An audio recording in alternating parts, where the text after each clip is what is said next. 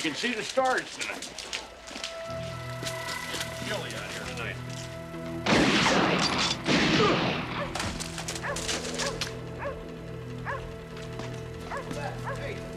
What's going on? Who was that? Who fired that round? May still be around. Get out of here! Better get Marshal down here quick. Marshal, come quick. Get them both.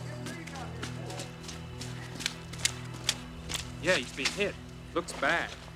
All right. Help me roll him over. Easy. Help me get him up.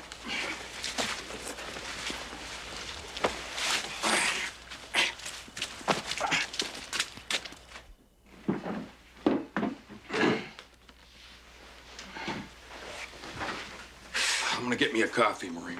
Yeah. Who is he? All I know is he's one of the boys, a ranch hand. I thought that bullet was meant for me, though. I guess not.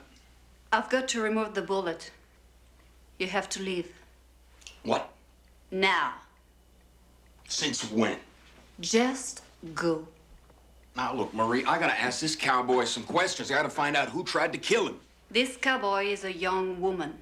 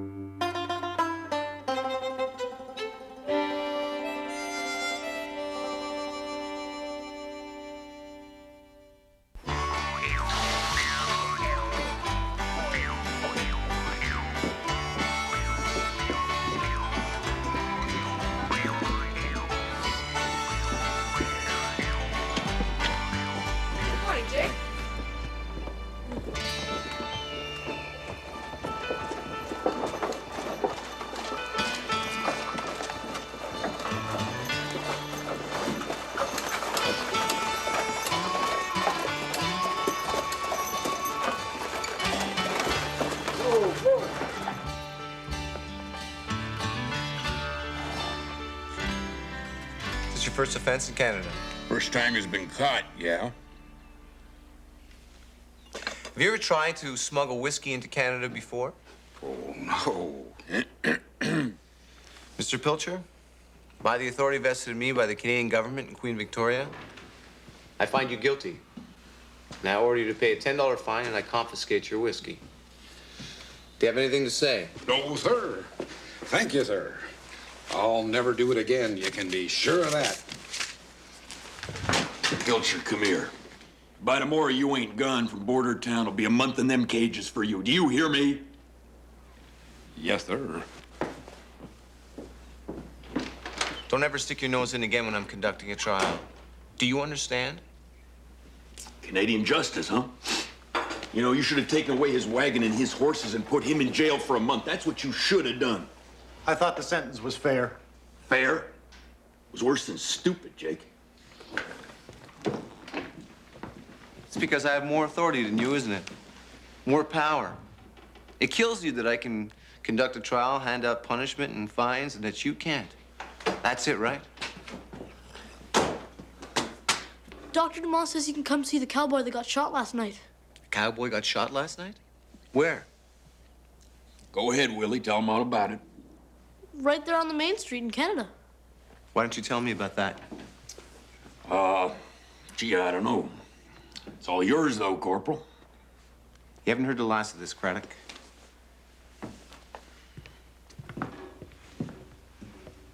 Did I say something wrong? No, you did perfect, Willie. Now, go find Jake for me, will you, please? Yes, sir.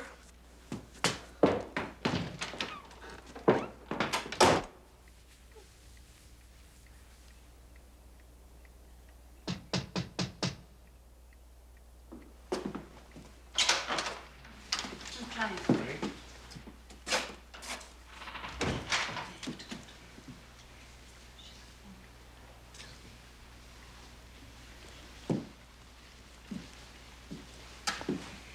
Samantha, this is Corporal Bennett. He'd like to ask you a few questions. I have no idea who tried to shoot me. Maybe it was a mistake. Maybe they really tried to shoot Marshal Craddock. I don't know. I wish I could help you, but I can't. Miss Stone, how long have you been pretending to be a ranch hand? About a year? Clive, do you know how difficult it is for a woman alone to earn enough money to live on? I could have been somebody's maid for room and board and $7 a month. Or I could have been a seamstress for a few dollars more. Or a barmaid for tips and a meal. But to be a ranch hand? With only men around? Nobody cares. As long as you look like a cowhand and you mind your own business. I had to learn to lower my voice and walk like a cowboy. That's all. And the pay is 60 cents a day, sometimes more. Find the lunatic who shot her, Clive. I'll be back, Miss Stone. Marie? You should dress now.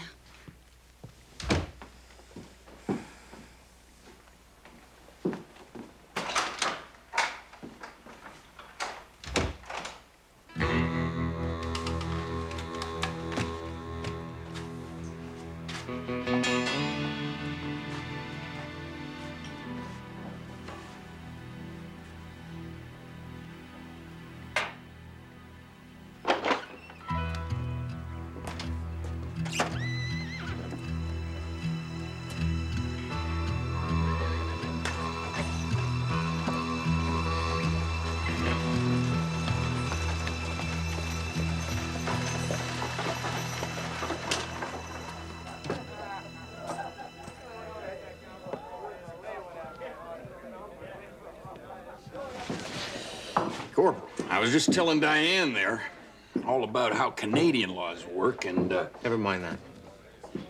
all right. So, what do you think about our wounded cowhand there? Craddock, I hate to tell you this, but I need you on this one. Now, hold on a second, Clive. The crime occurred on Canadian soil. I know, I was there. Seriously. Corporal Bennett, I understand that you confiscated about 15 gallons of whiskey? Firewater. Well, even so, the shortage of real whiskey the way it is, Zachary and I would be happy to take it off your hands. You just name your price. You see, most cowboys don't care much what they drink, Clive, as long as it burns going down, you see? We'd filter it and distill it once or twice until it's palatable. We've done it before. Belongs to the government, not me. I'll see if I can't reason with him a little, Diane. Thanks, Jack.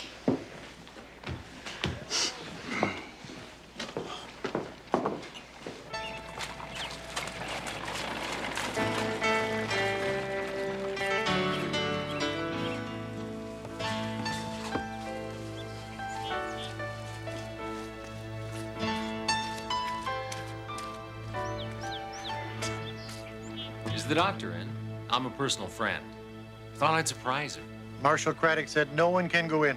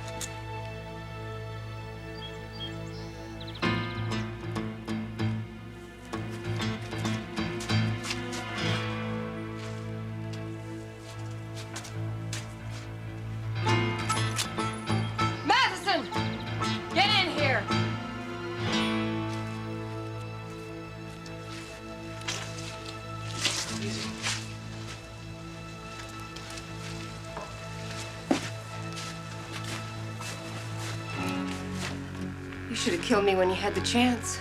I tried. turn around. I want you to see death coming for you. Gotta hand it to you, Mr. Stone.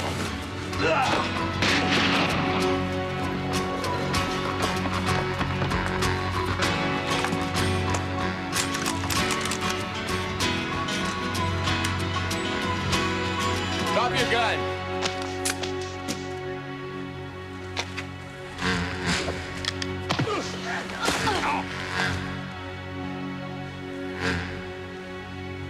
I think she passed out. We got some explaining to do. My name is Matheson. I've been tracking her for months. She's wanted in Butte, Montana for the murder of her husband.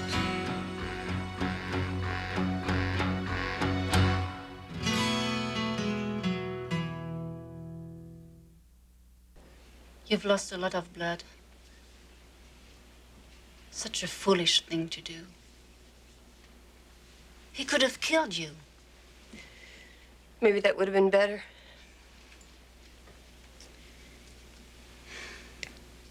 I don't believe you killed your husband, Samantha.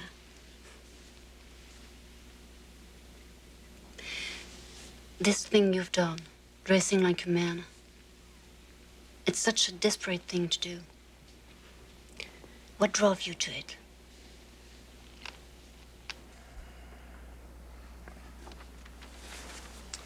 This drawing looks like a couple of other young women we have here in Bordertown. Maybe. But is their name Samantha Stone? All right, Mr. Matheson, you got some kind of proof that you're an official bounty hunter?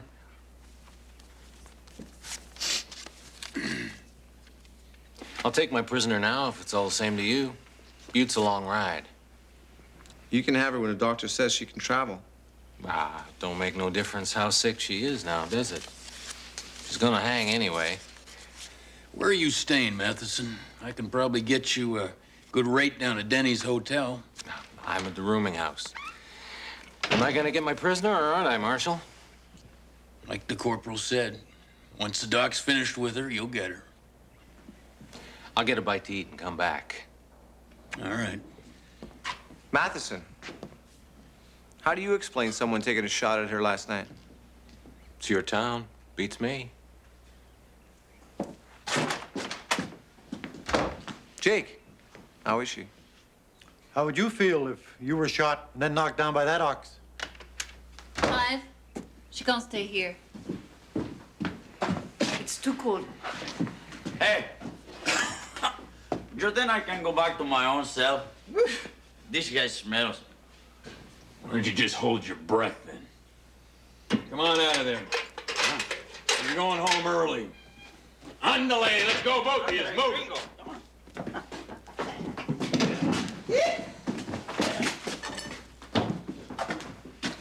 Sorry we have to keep you in here, but... And I'm sorry I knocked you down like that, little lady, but, you know... My husband, George, had a printing business in Butte. He was doing well. He had 2 helpers, Ed Sloan and another one named Roy Matheson. One time, George caught Matheson stealing, and he let him go. Months later, a man from Denver came and offered George a lot of money for the business. We always dreamed of going to California. This is our chance. He paid cash. That same night, George heard a noise in the shop. We lived above it. He went downstairs. Somebody shot him, took the money, and George's watch and ring. But then why are you accused of killing your husband? He told you that. And you believe him? Matheson gave us a wanted poster with your name on it. When I started searching for Matheson, I asked at a printer's shop in Denver, and Matheson had worked there a month earlier. So he printed up the posters himself? Yes. By then, he knew I was looking for him. That's when I decided I could track him better if I was a man. This Roy Matheson is clever and dangerous. Then you believe it's Matheson who took a shot at you the other night? He must have found out I was asking around town about her. If you let him take her, she'll be dead before they're 2 miles out of town. And you both know it.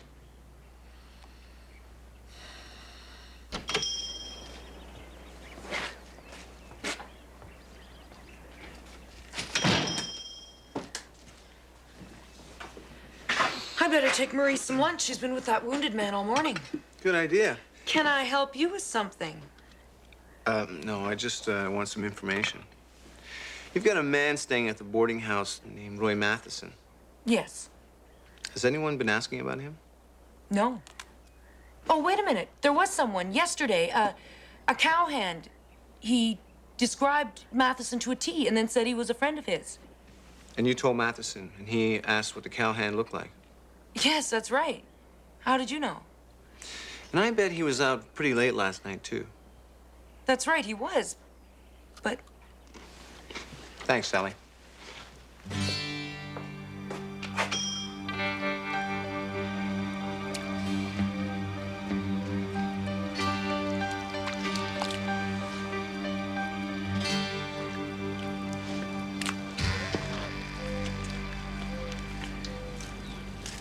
Willie? What you doing, Marshal? I'm playing in the mud, Willie. What's it look like? Is it true that that ranch hand that got shot is a girl? You ain't never heard tell of a girl ranch hand before, Willie? No. I'll bet you ain't never heard of a girl marshal before, neither. Ain't no such thing. Well,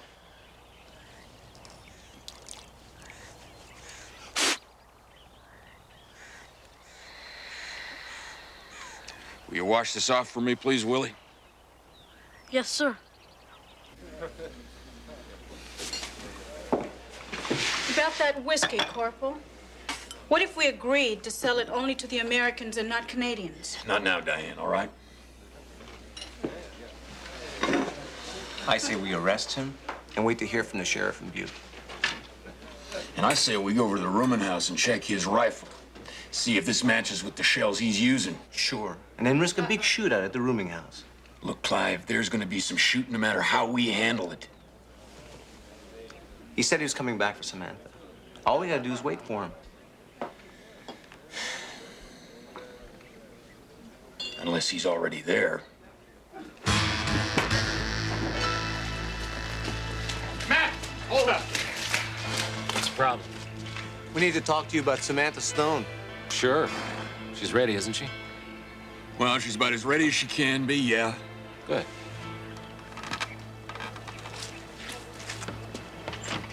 Mrs. Duffield. You shot that young woman, you monster! Hold it! Drop your guns or she dies. Back off. Drop it.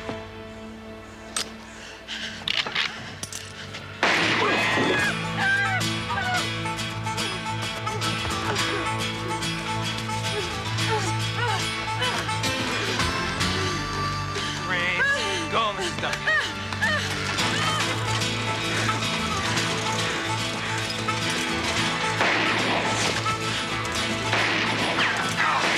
You hit? Twist my ankle. Go!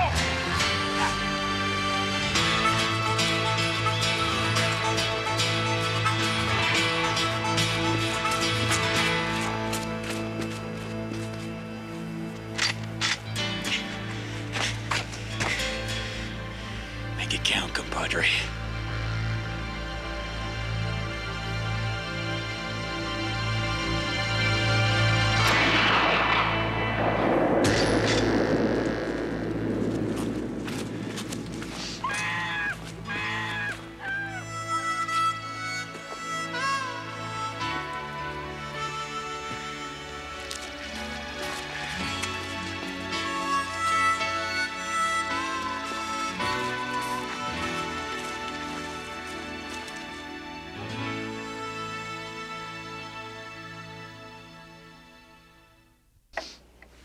Nice tie, Jack.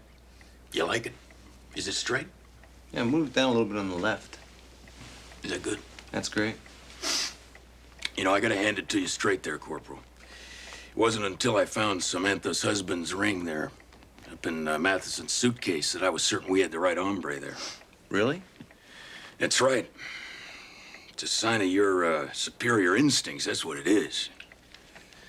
Buttering me up for something, right? No, I'm telling you the truth here. Gentlemen, it's time for dinner. All right.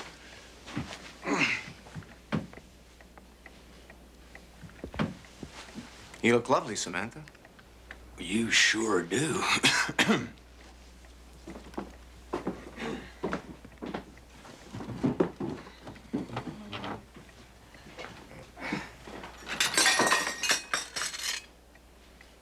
You okay, Jack? Excuse me, Marie. I'll never be able to thank you for what you've done. All the credit goes to Corporal Bennett here, ma'am. It was his doing. What's going on, Jack? Marie, what a terrific idea to have the hotel prepare our meal for us. That was the least we could do. That firewater you gave us has been selling like hotcakes. I gave you. I gave them.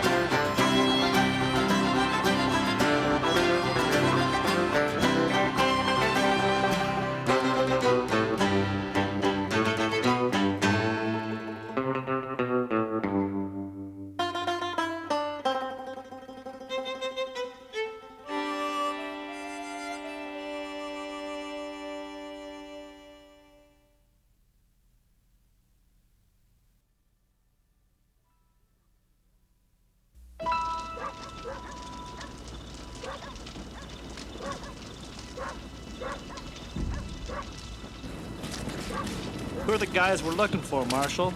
2 convicted murderers escaped when they were being transported to another jail. They killed 2 guards and wounded a 3rd. That's who we're looking for. Any more dumb questions?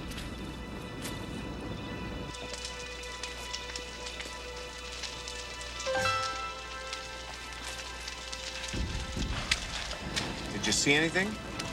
Nothing. You? No. All right. Let's get some sleep. Be back here at daybreak.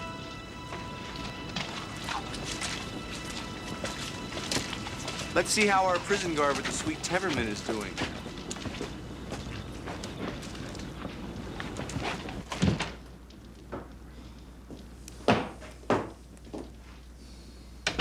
You didn't find him. No. You need dogs, bloodhounds. Well, we ain't got none around here.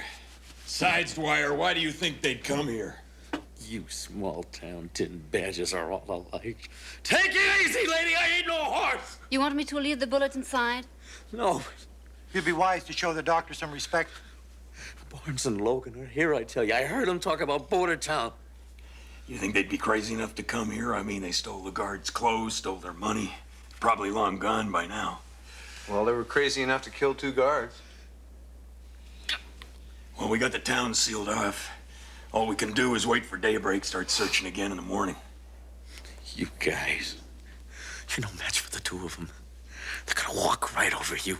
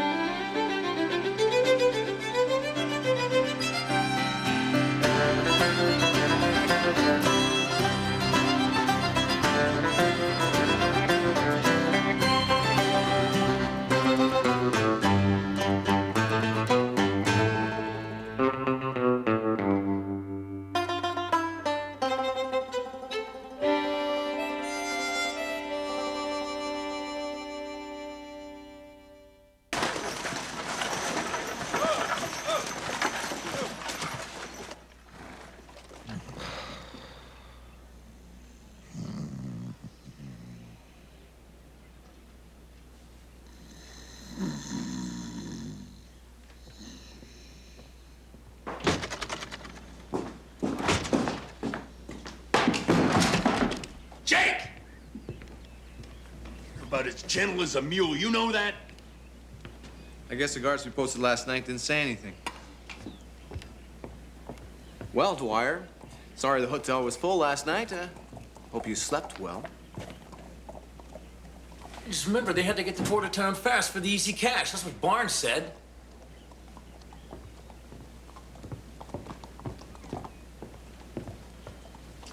What easy cash? We got a bank, don't we? Yeah, fine. But it's the easy part I don't get. It means with you two guarding the bank, robbing it will be easy. Hey, mister, if you don't like the service you're getting here, you can get on the next stage. That's right, Dwyer. You're in for a rude awakening. We ain't a couple of your convicts here. I'm glad I ain't got no money in that bank. Jake, you ain't got no money, period. Notice I ain't got no problems either.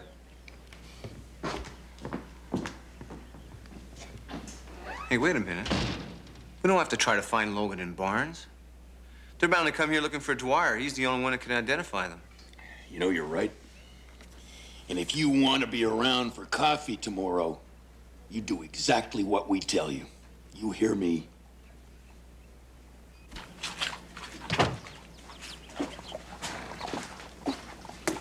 Talk in the saloon is that Dwyer's in the lawman's jail, alive and kicking. So don't worry about it. We'll take care of him tonight. Must be a powerful lot of money in that bank. I can just hear it calling to me. Maybe calling to you, bucko, but I hear a beautiful blonde calling me. A blonde by the name of Sally. Well, she ain't got the jewels. I mean, what if she sold it? As long as she's taking a breath. That's what old George told me night after night. Here. Go buy some clothes. Good ones. And a couple of guns. Of course. Me, I'm gonna grab a shave, haircut, maybe a bath, too. Always have a shave when you go calling on a pretty lady. That's what my old daddy used to always tell me. You told me you never knew who your daddy was. Maybe so. But I'll tell you one thing. Whoever he was, he was one smooth-talking devil. Now get moving.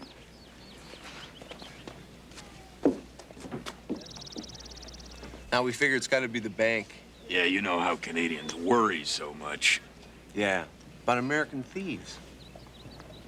So we don't want to leave anything to chance here. Split your watches your own way. Just make sure you got a guard on duty with an extra gun at all times. All right? Keep your eyes open. You think you go to that dance Saturday? I mean, it's not my fault that Otto has such a strong accent and I don't, is it? No. No, but he holds it against me. That, you know, that he had to come to this country alone and work so hard. Marie, we need more bows. In a minute. I'm sorry. Go ahead. Well, when my folks came to Canada and I was born, of course, I was going to speak English. But my brother Otto resents me for it. Bruno. And sure, when they died, he took me in, but... Bruno, your brother loves you. Do you really believe that? Mm-hmm. Liam, you've got a customer waiting. Hair or teeth? A hair. And a shave, too, I imagine. Ah, the saints be praised. I have no stomach for pulling teeth today.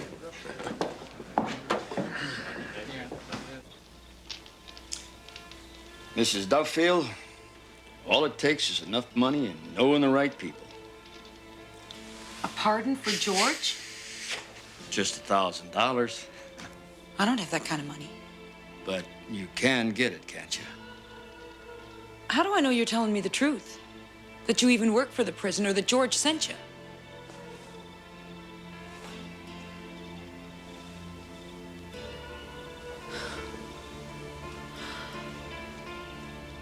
George loved this ring.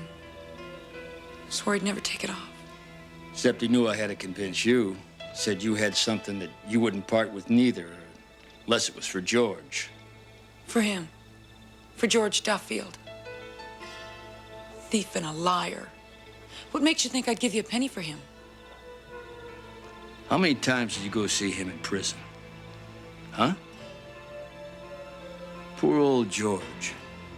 The last time I saw him, he was coming down with a bad case of the fever.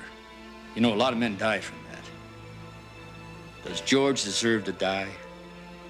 Why, even the law didn't see fit to hang him, although that's what the prison's gonna do to him. He deserves to be in prison. Well, maybe so. But he'll sure die there in that prison unless you do something to get him out. Now, I don't want you to say a word about this to anyone. The law doesn't like it to be known they could be bought. You understand?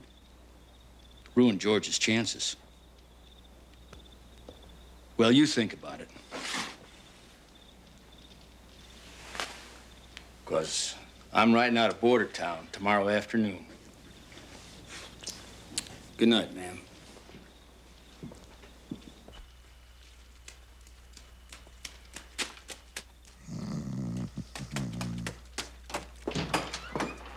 Marshal, you gotta come quick. At the saloon, there's 2 men. They're robbing everybody. What?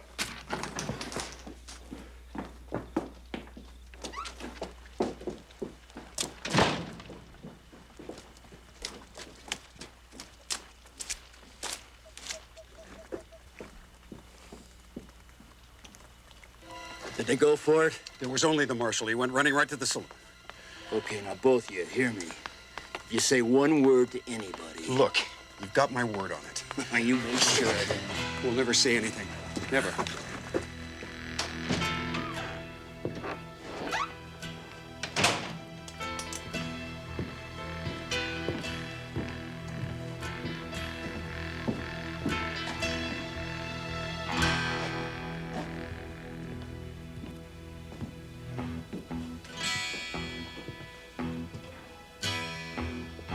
Stop right there. Now turn around. Drop the gun. Drop the... Dwight, stand back!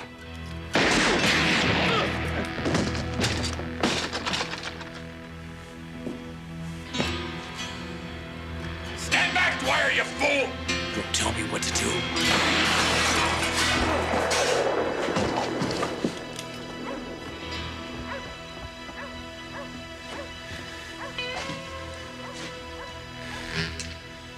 Stupid fool.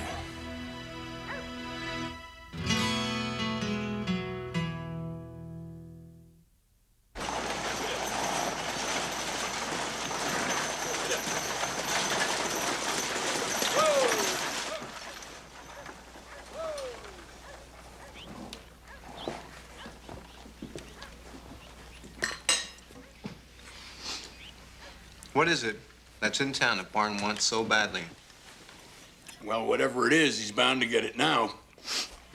We ain't got nobody who can identify him. What about the guy from last night? Who, Clark Dobbs? He's scared out of his wits. He wouldn't even give me the right time of day. Well, I'm gonna see if I can get something out of Dobbs. I sincerely doubt it. Just wasting your time, Corporal.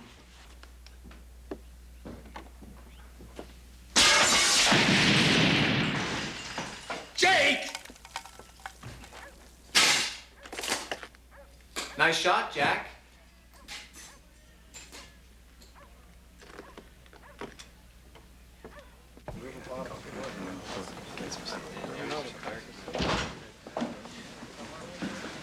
Mr. MacWherther, Oh, good afternoon, ma'am. you've often admired my gold jewelry. Would you be interested in buying it? I've got it right here. Excuse me. Shall we take a look at it?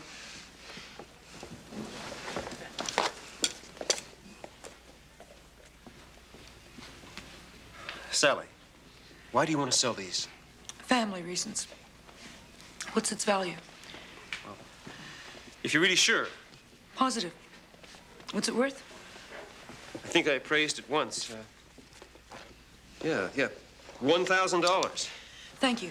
I need the money now. Now? Yes, now.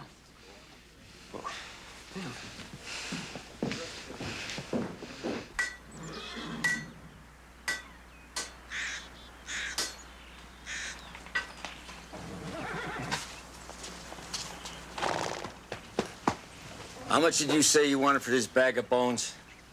$15, plus your saddle and bridle. Whoa! I guess all the hold-up men aren't in jail after all, are they? Nah. I'll give you 10. You throw in the leather. It's a sound horse, mister. Make it 12. You got yourself a deal, Rube.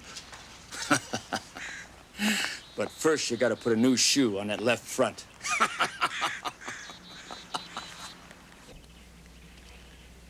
That's 1,000.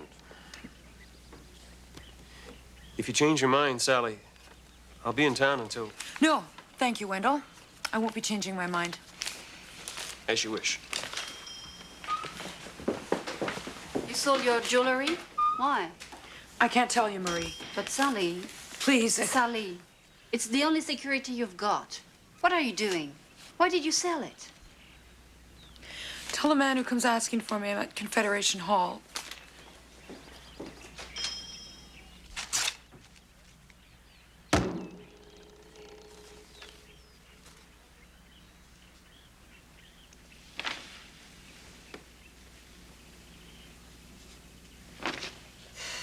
Well, all I can tell is from the prison in the Montana Territory.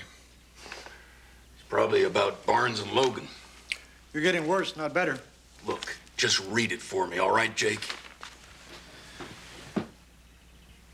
Please. It says Sally's husband, George Duffield, was found dead in his cell. They suspect his cellmates, Barnes and Logan, killed him. That has to be why they're here, then. They ask you to inform the widow. His personal belongings will follow. Poor Sally. Craddock.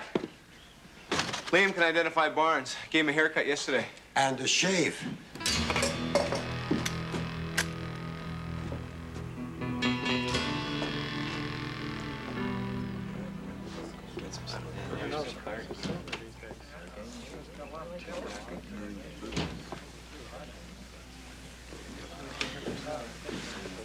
Afternoon, ladies. I want you to tell George that I'm getting a divorce. Well, I can understand that. And that he's not to come back here. Anything you say. That's got to be the understanding. You can count on it. You'll never see George again.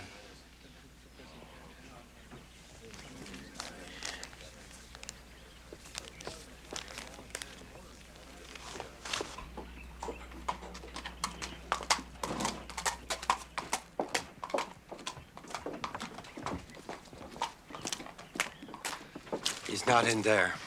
All right, let's check the general store. You did the right thing, Sally. And give this back to George, please. It belongs to him. Are you sure?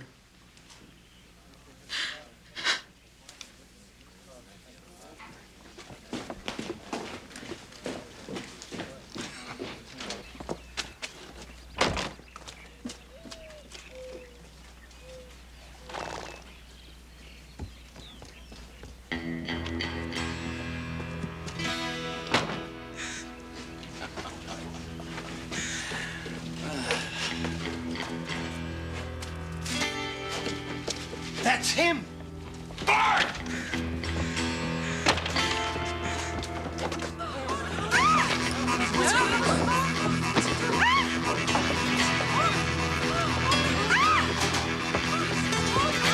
All right. Everybody over there in front of me. All you men. Guns on the floor. Ow!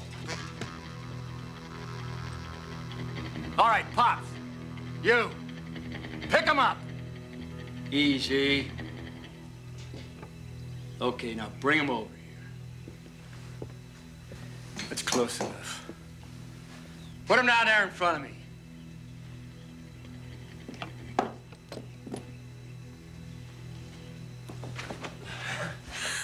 Next one goes through your head, kid. Get away from that door. Listen, Pops, go tell the law. I want them both in here without any guns, or somebody starts to die. You got that? Wait a minute. What's your name? Lorraine. Waters. Tell them Miss or Mrs.? Miss or Mrs.? Miss.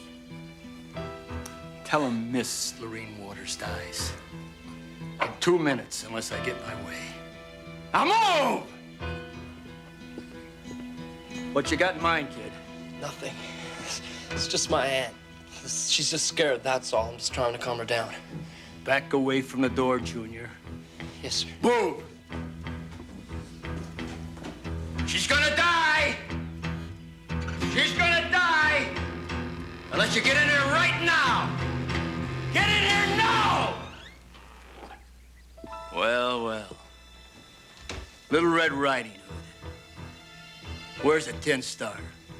We thought we'd come in one at a time, so that you wouldn't get too nervous. Mighty considerate. Mighty. Look, it's not hurt any of these people, all right? Sure. Except Lorene. She dies in 20 seconds unless that Marshal comes through the door. Listen, don't hurt her. He'll be here in a moment. Hold it right there. Don't come any closer.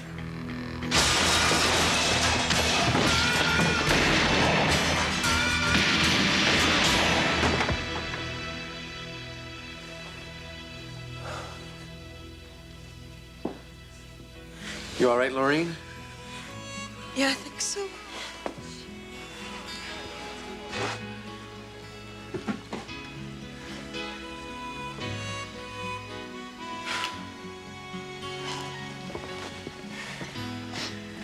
You were a hero today, Bruno. A real hero. Good work, son.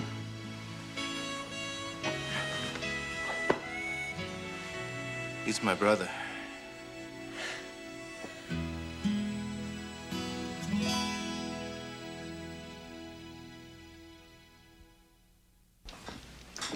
I think Sally will take it better if you tell her about George.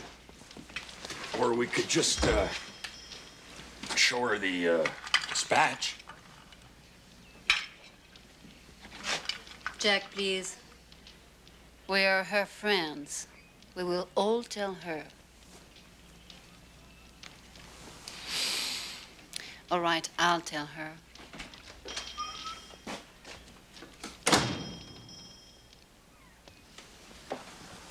Sally? Marie? Sally, the convicts, Barnes and Logan, George was in prison with them, and they killed him. That's how Barnes got George's ring. I finally realized that. I'm sorry, Sally. We're, awfully sorry, Sally.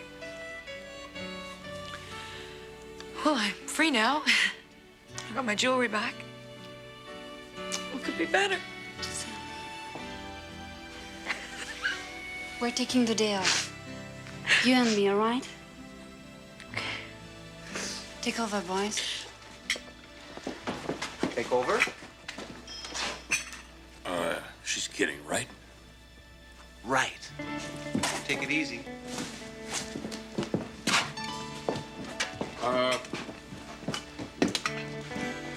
Morning.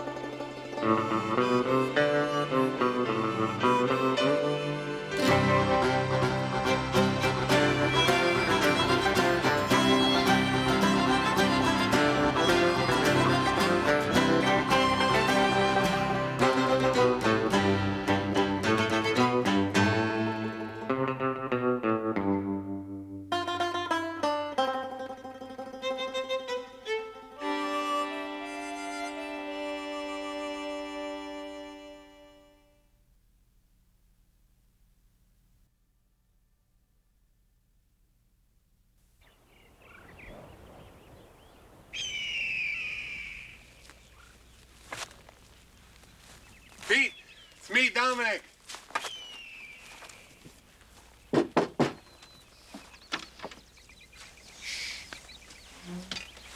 I'm a friend of Pete's. Is he all right? He's come down with fever. Oh, I'm sorry. I hope it isn't influenza. No, he's asleep, or I'd let you in. Well, sure. I just came by for a visit, and, and to return these books that he lent me. Oh, thanks. My name is Dominic Bertino. Yeah, I heard you yelling. I'm Lily. Pleased to meet you, Lily. You a relation of Pete's? No. My mother and him were friends many years ago, and when my mother died, he took care of me. That sounds like Pete. Yeah. I've been here a few times before. It's a good thing I came now. He's very feverish, you know. Oh, you better get back to him. Just tell him Dominic says hello. Okay. Bye.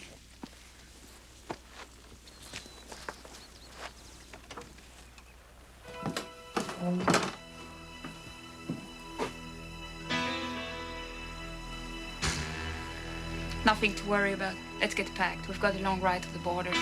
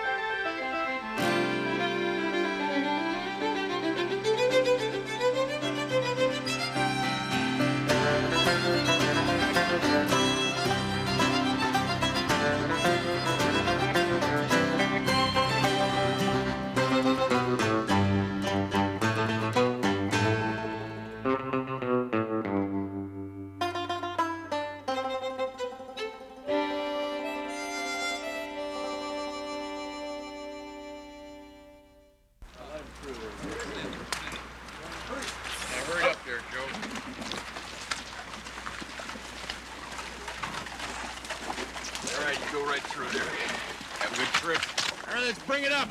Come on, next one. Ooh.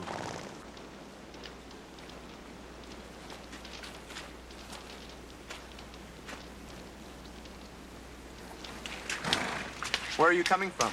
Denman Valley. North end or south? North. Foothills. You'll both have to be checked by the doctor. We've had many cases of influenza in that area. I can't let you into the U.S. unless we're sure you've both been checked and you ain't got it. Impossible. We've got a dead man in a coffin. You're French. And if she don't talk like Marie. They're still in Canada. I'll handle this. Excuse me for the delay, Mrs. Oh. Miss Lily Garneau. This is my driver, Ted Maddox. Well, if you and your driver will follow me, I'll get your wagon settled in the livery stable and we'll find you both a place to sleep. Sleep? We're not staying overnight here. I'm afraid so, ma'am. And that body you got in the coffin there have to be checked out as well. Look, we're just going a couple of miles into Montana to bury the guy. We'll try to make your stay here as pleasant as possible. You'll both follow me.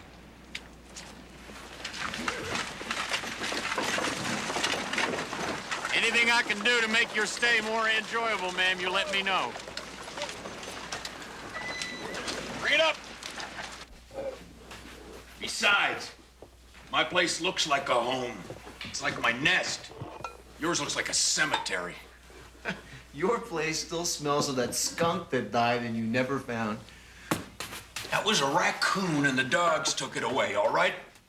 And you've got mice and spiders and your roof leaks. And you still ain't caught that snake. I did too get that snake. I left it to control the mice, all right? And who asked you anyway, Jake? Do you thoroughly understand why we're having this problem? Oh, I see. You're gonna give me another one of those lectures of yours, I suppose. Do you know why we're having this argument? Jake, you know what the problem is with most Canadians like Red Chest here? Sure. It's as plain The as... problem is that most Canadians think they understand what the problem is. Think? But they don't. That's the problem. The problem is that you're angry because every time a young lady comes into town, she favors me instead of you. I can settle this. Easy. Let the lady choose.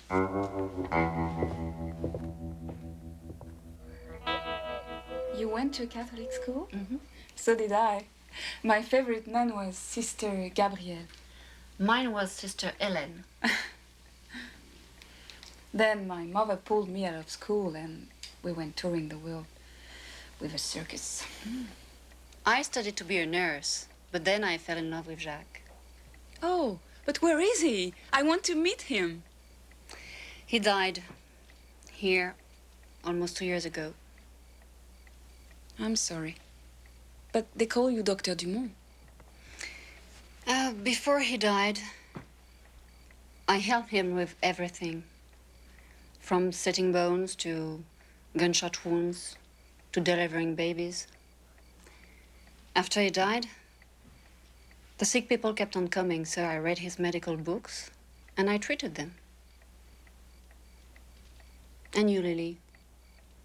How did you end up on the road that runs past my house with a dead man in a casket? Well, we left the circus in Montreal and my mother met an artist and married him. By Dr. then... Dumont, better come take a look at Melissa. I'll be right there. I would invite you to stay here with me, but I'm filled up with patients and their families. Oh, I understand. I'm sure Clive and Jack will find you a place to stay. Jack and Clive? The Mountie and the Marshal.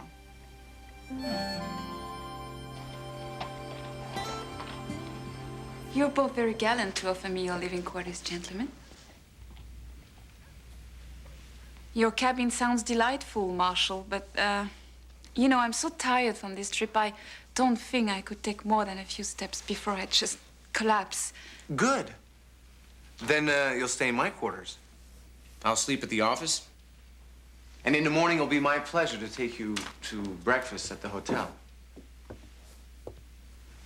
Well, you do understand, don't you, Marshal? Oh, yes, ma'am. I understand. Well, Miss Garneau, if you'll follow me, I'll show you where everything is. Clive, the death certificate is on your desk. Influenza. Thanks, Marie.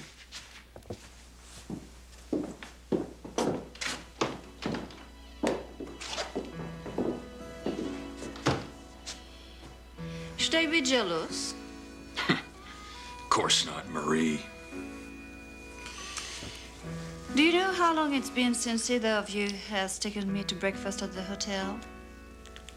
Well, you know, I was saying that exact same thing to Clive this morning. I said, I'm going to take Marie to breakfast tomorrow. That's what I told Clive. And I aim to do so, ma'am, if you do me the honor.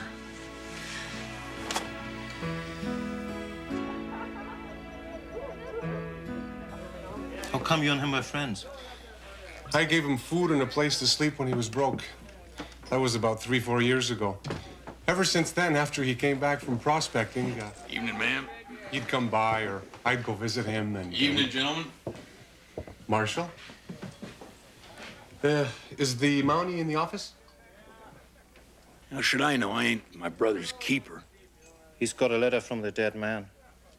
What are you talking about? Pete Weber.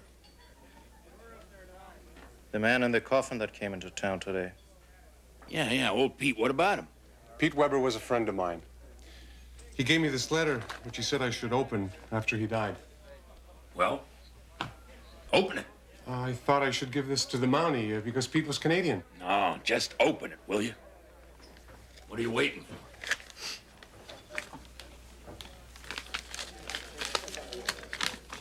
Well? I can't believe it. He left me all his books.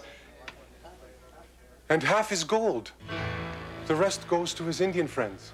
What gold? He's got it buried under the floor of his cabin. 10 sacks of gold dust, he says. That's a lot of... Worth a lot of money, isn't it? Listen, Dom, tomorrow morning, early, you and me gonna take a little ride out to old Pete's place. Sure, but that's in Canada, Marshal. You heard me, Dom. Tomorrow morning, early. You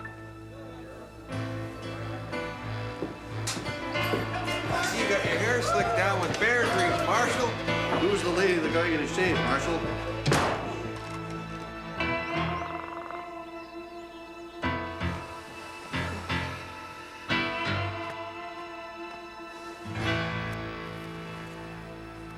There's the gold dust. But someone beat you to it, Dom.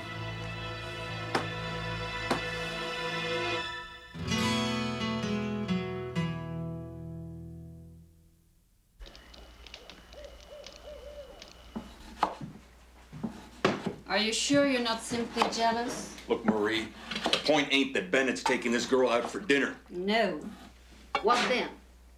The point is that she and that feller Maddox could have murdered old Pete, stolen his gold, and now... And what? Besides, why would they have come to town? It's simple. It's the main route through the mountains.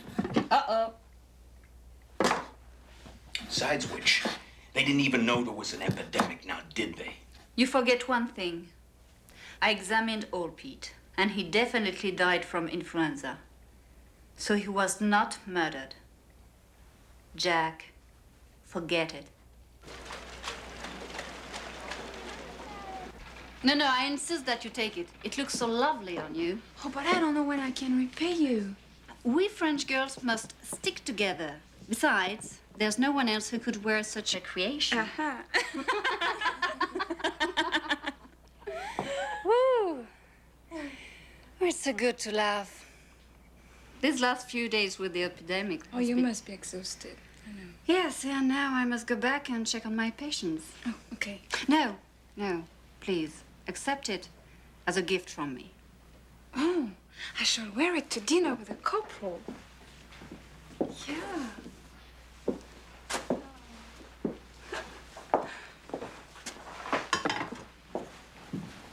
Last 3 wagons that came into town were free of infection. Looks like the epidemic might be slowing down. Good. You know where Lily and that man she come with are? Why? Well, I just came from old Pete's cabin and, What is it? What's wrong? A mouse in the corner ran over my shoe. Thought the snakes would take care of them, ma'am. I'm awful sorry I didn't mean... Snakes! No! Snakes, sure. Bennett always keeps snakes to control the mice and the vermin and the rats. Don't listen to him, Lily. Really, the mice, they're harmless. Oh, thank you, Clive. I'm sorry to be so foolish. No, not at all.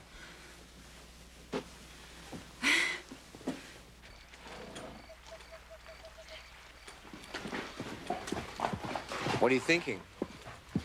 How much I was going to miss this Wild West. Why don't you stay then? What would I do here? Well, you like to read. You could be a school teacher. Before I forget, I must give this back to you. It was a wonderful story. No, please keep it, Lily. I wish you'd reconsider about leaving. I know there's not much here in Bordertown for you, but I've enjoyed the time. I sleep on it, Clive. You know, I think Pete wouldn't mind being buried here in Bordertown. Well, that would be wonderful.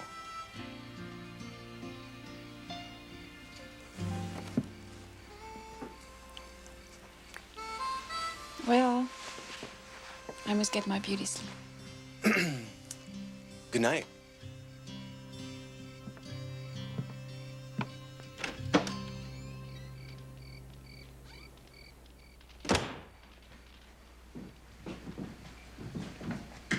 A teacher, huh? Miss Lily Garneau? Do you know that eavesdropping is the most despicable activity? Shut up and listen, Corporal. Old Pete's cabin's been ransacked. They couldn't have gotten far. We'll just have to check all the... You're not listening. Nothing's been taken. No pots, no pans, blankets, nothing. Except what was hidden under the floorboards. The thief. Or thieves. They must have known what they were looking for. Oh, yeah. Gold. Pete had gold hidden in that cabin. And maybe we should just ask Miss Lily Garneau if she knows something about it. What are you implying? Don't be ridiculous.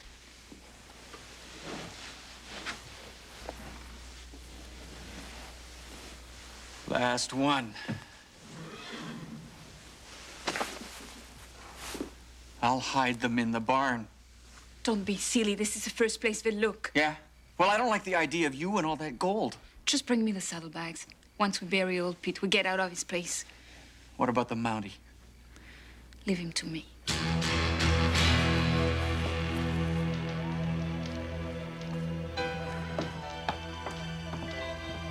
Lily?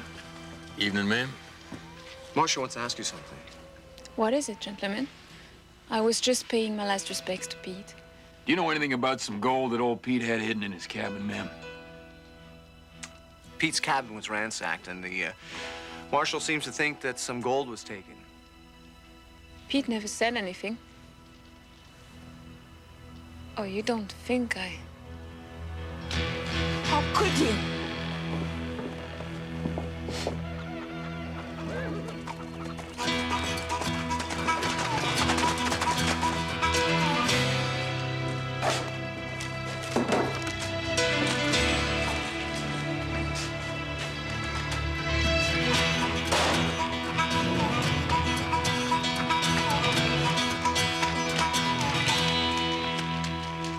Gone, both of them. I know that. Which way? Something else. I found gold dust in the bottom of Pete's coffin. Well, you're a Texas Ranger. Start tracking. That way.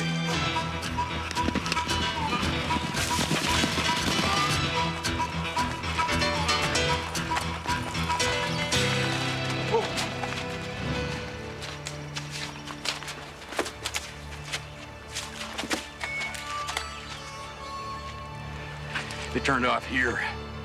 Let's go.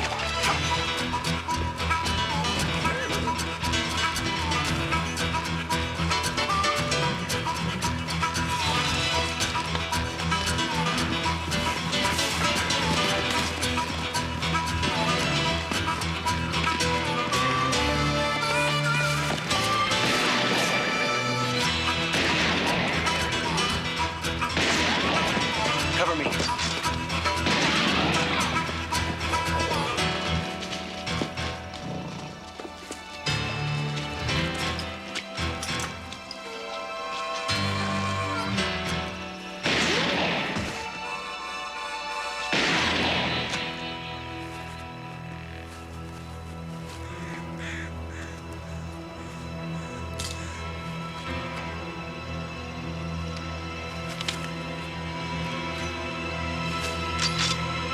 What do you think you're...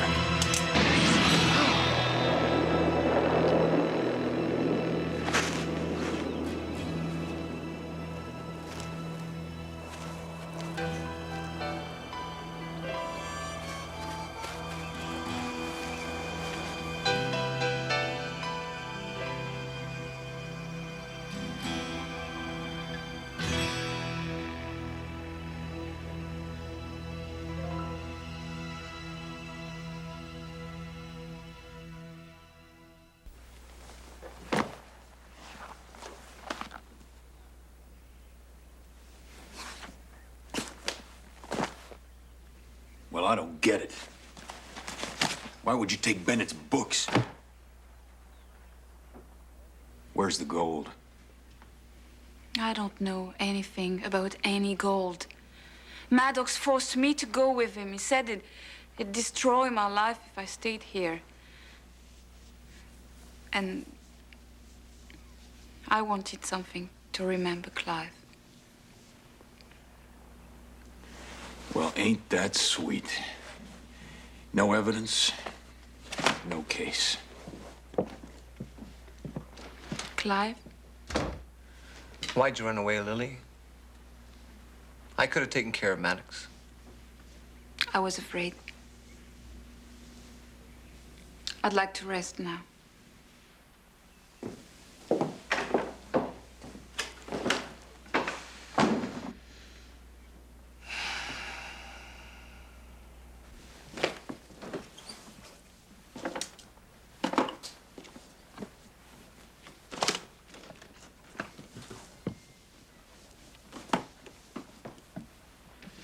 Looking for this, Lily?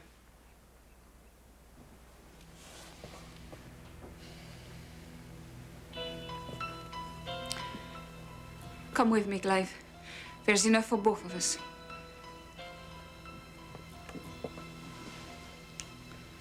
It's over, Lily. This doesn't belong to you.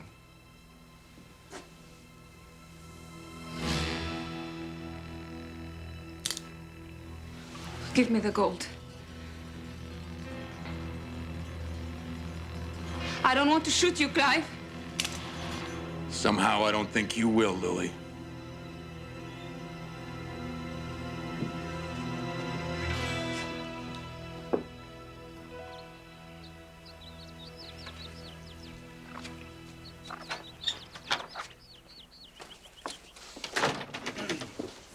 Morning, Marie. Morning, Marie. Boy, you look breathtakingly beautiful this morning, Marie. Marie, you look prettier than the Lone Star in a Texas sky.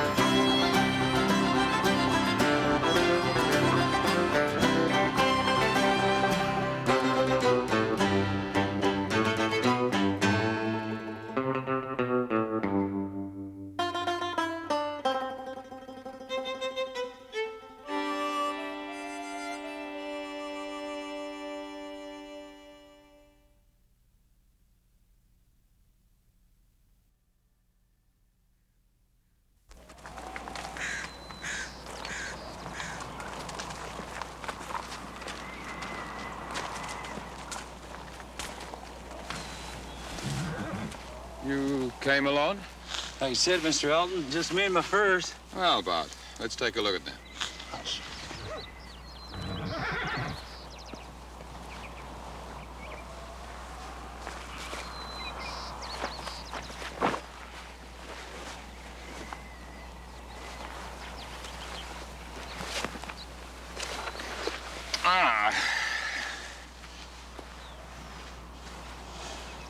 Well, frankly, I'm a little disappointed.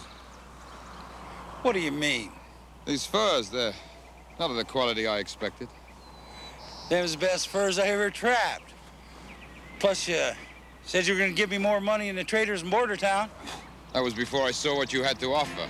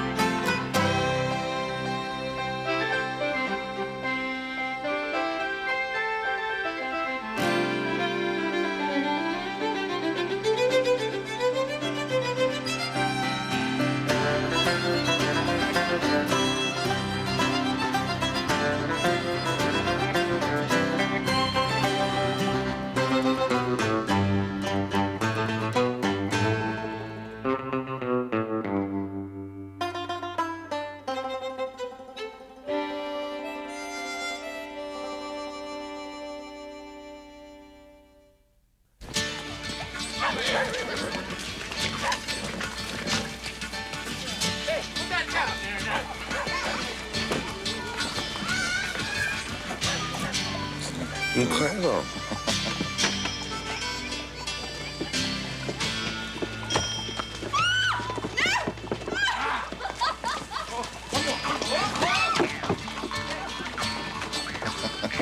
can that happen?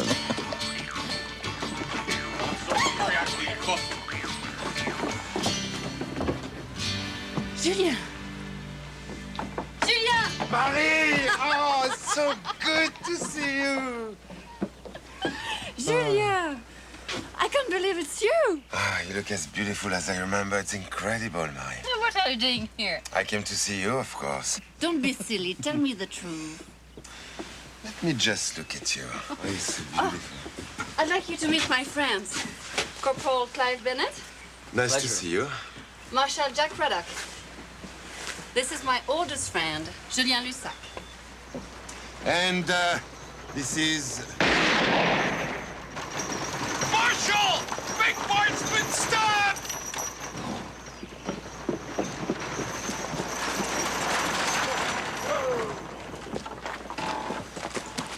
Go get the doctor's bag, quick!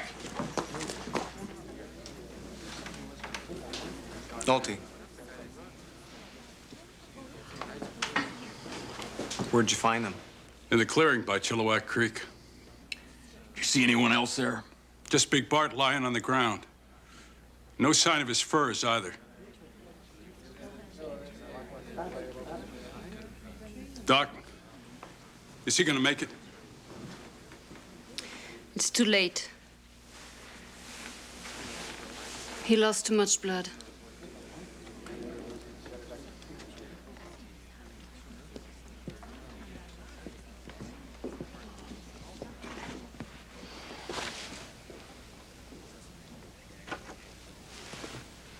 You'll find who killed him. Big Bart never hurt no one, Corporal. We'll do what we can. Here. Try it on. It's been so long since I've seen such beautiful things. But you deserve beautiful things around you, Marie. Hmm. You certainly know the way to a woman's heart. Hmm?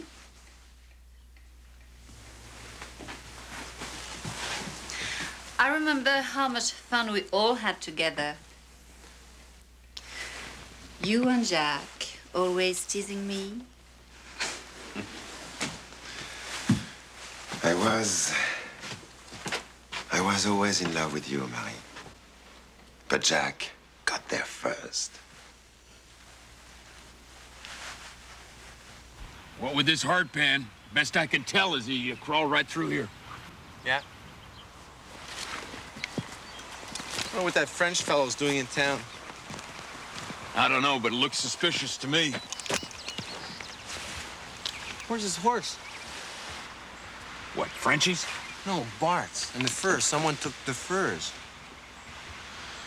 Yeah, well, I say we go ask him some questions. Who? Julien? On what grounds? You can't suspect every stranger who comes into town. Yeah, and why not?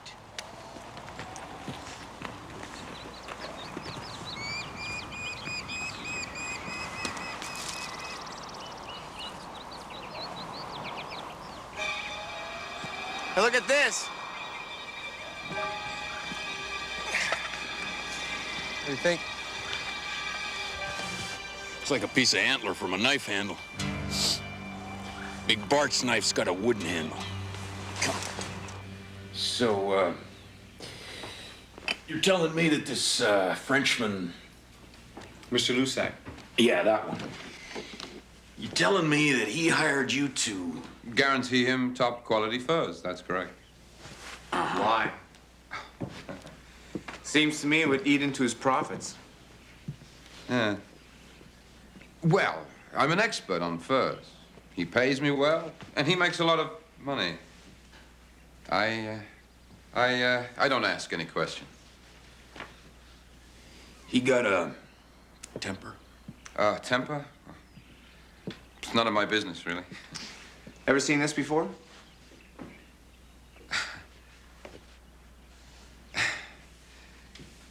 Like I said, it's none of my business. Why don't you ask, Mr. Lussac, huh?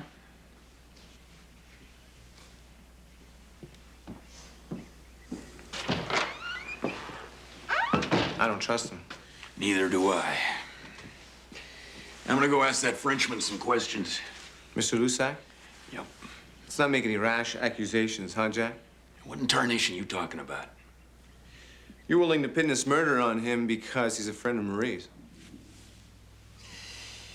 Yeah, that's crazy. Is it? Everything is perfect. I can't remember the last time I enjoyed myself as much. Mary, tell me, why do you stay here? It's hard to explain. Bordertown has become my home. Mary, you're not comparing Paris with... I understand you deal in furs, is that right? Good evening, Marshal. Yes. I deal in furs, as well as many other things. You ever seen this before? What is this about? I found it where they murdered Big Bart. You know anything about it? What's going on? Julien? Well, Marshal thinks that I had something to do with the murder. Jack! How could you? Julien is a friend of mine. We'll talk about this another time, Marie. This is ridiculous. Mary, I want you to come with me. Marry me. Let me take care of you. But Julien, these people need me. I need you. We can find another doctor, but I can never find another woman like you.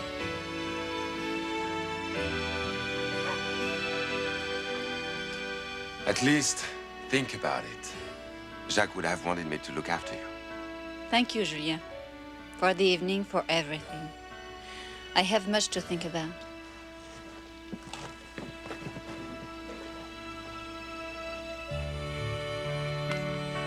Good night. Good night.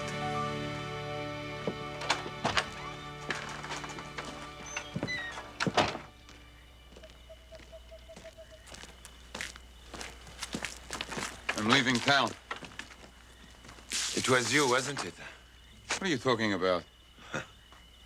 Show me your knife. That's what you're looking for? I was right not to trust you. Julien!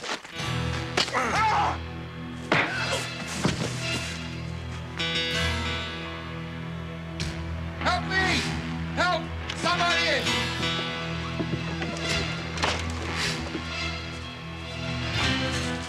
He tried to kill me.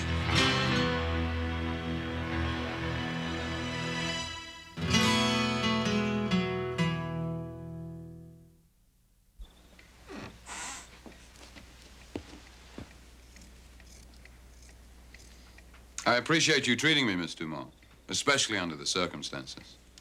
I have difficulty believing that Julien could have done such a thing. I've been doctored before, Miss Dumont. You did a fine job. How much do I owe you? No charge. Right. Much obliged. I'll be at the hotel if you should want me. Fine. You're giving it serious thought, aren't you? What? About leaving here with Julien? Yes. All right. I understand. But will you let me tell you why I think it's a mistake that you go? Why Jack and I don't want you to go? Julien's in jail. I must go to him. We can talk later, can't we? No.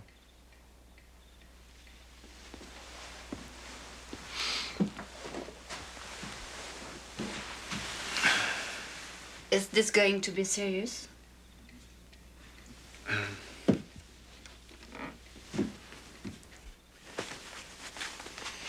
Marshal Craddock? Yep. In Paris, I have a cousin who's an advocate. What? A lawyer. Is that a fact? Yes. He represents murderers, criminals, thieves, you know. Sure. And he told me that unless the prosecution can prove a motive for the crime, there is little chance for conviction. Motive? Motive, yes. Motive. Motive, the reason a person had for committing a crime. Yeah, sure. I knew that. Tell me, Marshal, what was my motive for killing the fur trapper? Well, that's simple, ain't it? You refused to pay him the price he wanted for his furs. Ask the others. I have the reputation of paying top prices. Well, then, he insulted you and you lost your temper and you stabbed him. I mean, I've heard of that happening more than once before. Maybe. But you know, Marshal, in my country, when a man is insulted, there is a duel with pistol. A gunfight, you call it, huh? Mm-hmm. You know, to stab a man in the back, that's not my style. No, no, no, no, no, no, no.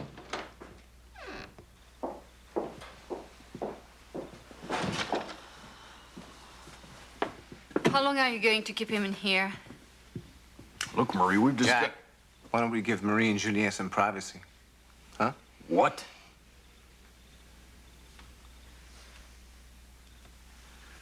Yeah, all right.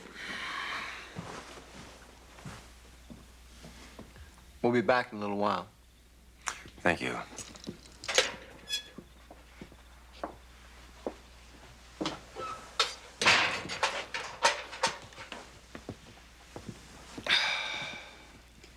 Julien, I'm so sorry. I know you didn't do it. They know you didn't do it. It's amusing, really. What? I'm beginning to think that your two friends paid Elton to put the blame on me. They would never do that. I know. But I also know how worried they are that I'm going to take you away with me. Well, she hasn't made up her mind yet. You know, I don't get what she sees in that fella. I really don't. Are you serious? The guy's sophisticated, he's world-traveled, he's wealthy, he's handsome, he's... All right, that's enough. Let's face it, Jack. We got the wrong man locked up. Yeah, maybe you're right. You know, it's always bothered me that he didn't have a motive for killing Big Bart. That ever occur to you? Everything points to Elton, doesn't it? Yeah, but we just don't have any proof. I mean, it's one man's word against the others, ain't it? We can't just let him get away with murder. Yeah, well, he's gonna. He's selling his furs in the morning, taking the first stage to San Francisco. Nice shot. You know, it's too bad that each fur trapper doesn't have a way of marking his pelts. That way we'd know if Elton was in possession of Big Bart's furs. Then we'd have something. And who says they don't? We know they don't, Jack. Look, Clive, when you have a great idea, don't go stepping on it like that. It ain't becoming. Come on.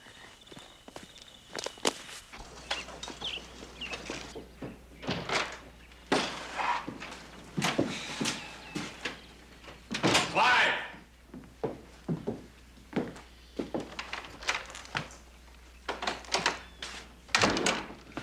You got your story straight? I've gone over it twice with Marshal. You'll do just fine, Corporal. Marshal, what are you doing about Elton? He's the one who should be in this cage. Yeah, well, we're working on it there, Mr. Lusac. Lusac. Yeah, right. Lusac!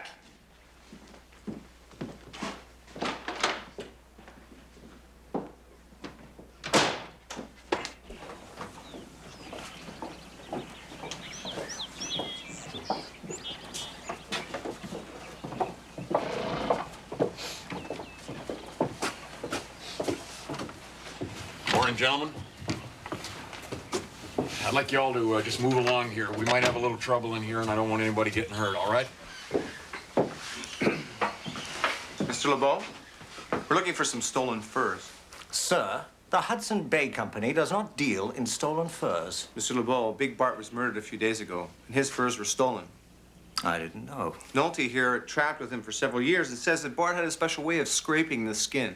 He had an old scraping knife that had 3 bits missing. So it left a high spot of 3 lines on all his skins. You can hardly see him, but you can feel him. That's ridiculous. You can't tell one trapper's furs from another, and you know it. I could tell Bart's furs blindfolded.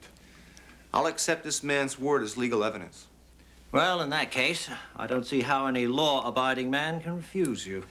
Corporal?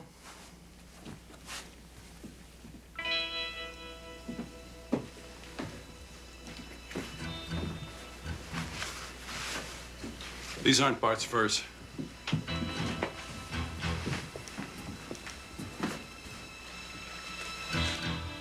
Wait a minute. This is one of Bart's. And this. And this. Everybody down!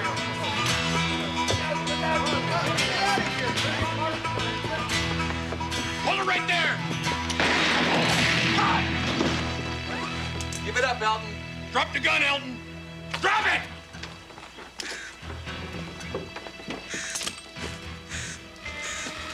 You'll never prove I killed Bart. Yeah, we thought about that. If you don't give us a signed confession that you killed Bart, we're gonna set you free. What? Yeah, that's right. You'd be free. Until Big Bart's trapper buddies caught up with you. And then, well... then I don't know. Come on.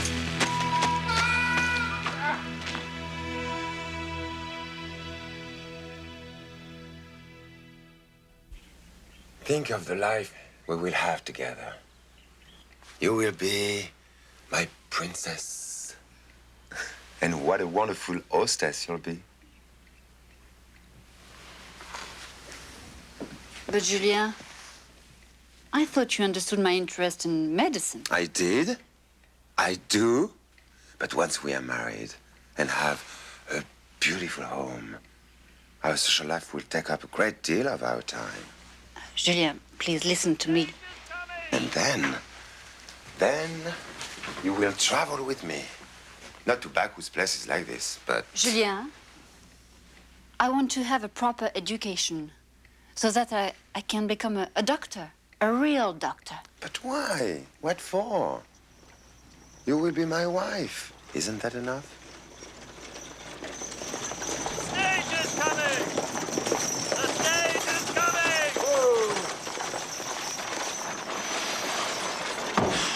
Do you suppose she'll at least say goodbye? After what we did to her fiancé, not a chance.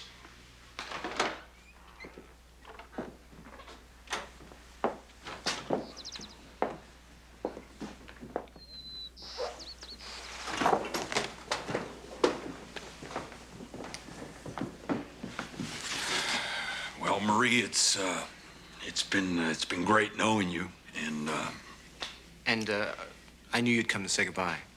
I came to tell you that Julien has forgiven you both. well, that's mighty fair of the man, Marie. And he'll be sending you a token of his appreciation from Paris. Like I was saying, it's really been swell Jack, knowing you Jack. Appreciation for what?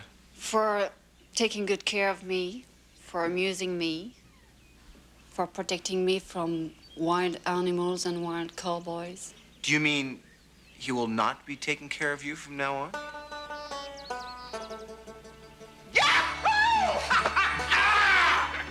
She's staying. What? She's staying.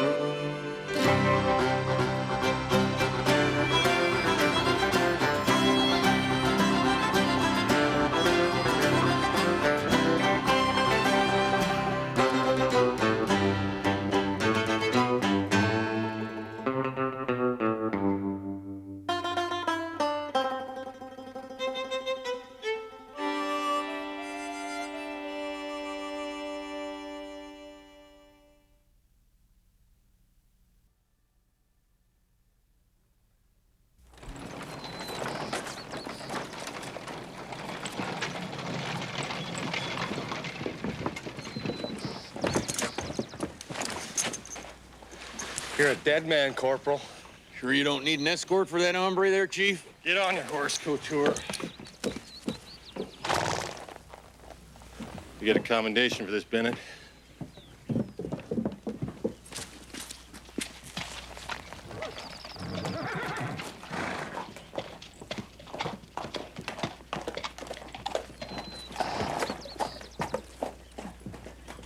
Sure, I'm glad to see the south side of that hombre.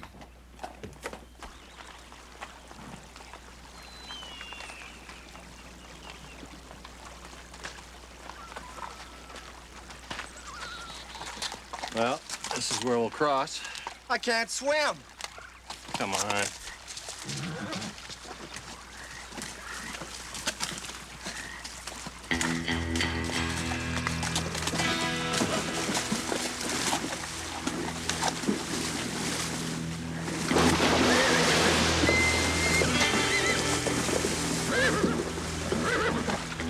Don't be stupid. Get out there.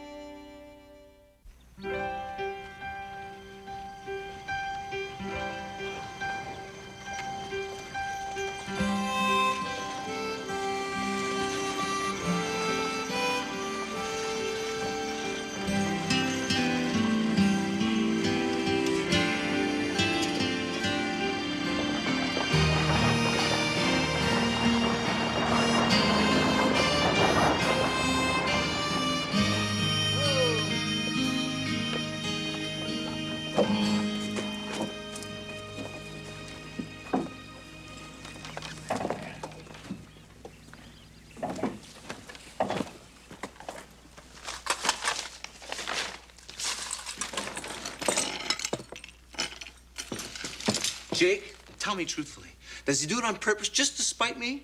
You want me to say yes, don't you? No, I want you to tell him to get back here to help me find this report before I... We're closed.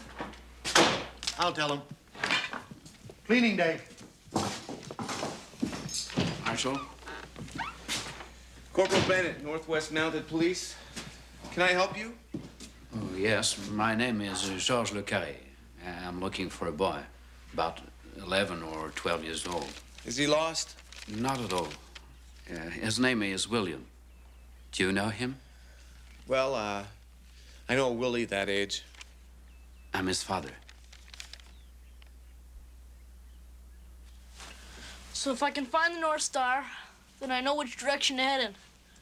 That's right. And you won't never get lost, neither.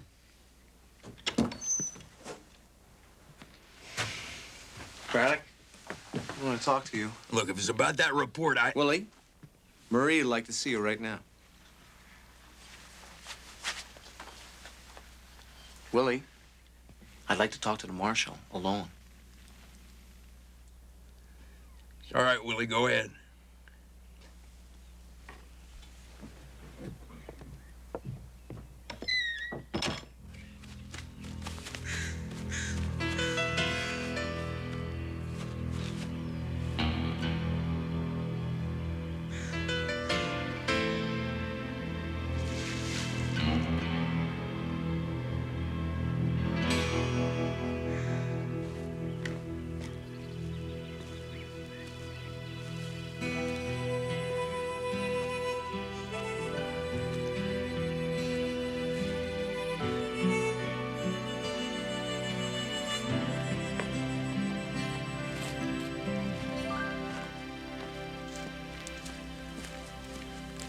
Georges Le Carré. Jack Craddock. He told me you were tough. That you would want to talk with me. What is the problem? Problem is you. How can I be sure you really are who you say you are? Wedding certificate. Willie's mother's death certificate. Don't worry, Mr. Craddock. I'm really Willie's father. 11 years. That's a long time. Catherine was very young when we married.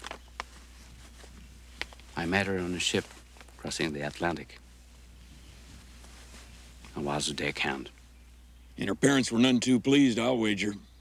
We ran away together. It was hard for me to work in America. All I knew was how to sail. Anyway, we survived. She was never very strong. And when Willie was born, she never recovered her strength.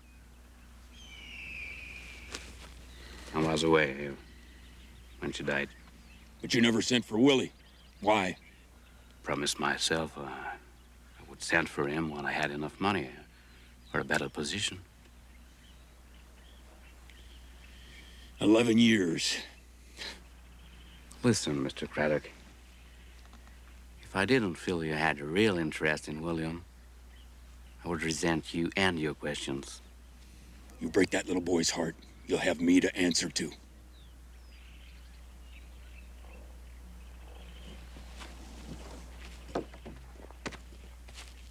Are Aunt Sarah and Uncle Frank coming home early? Is that it?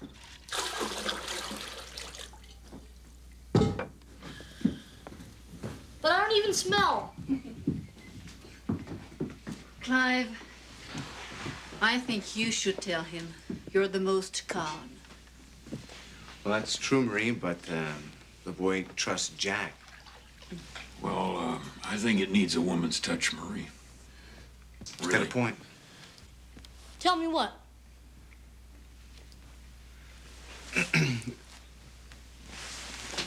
Willie.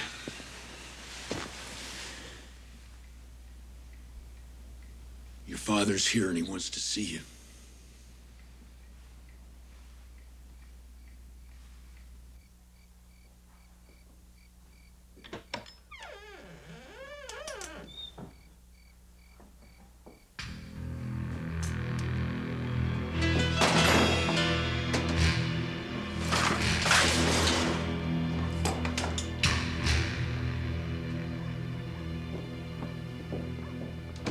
I've been taking care of him these past 2 weeks while his aunt and uncle visit St. Louis.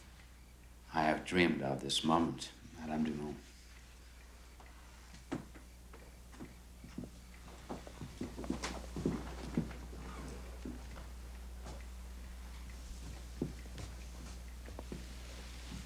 Hello, William.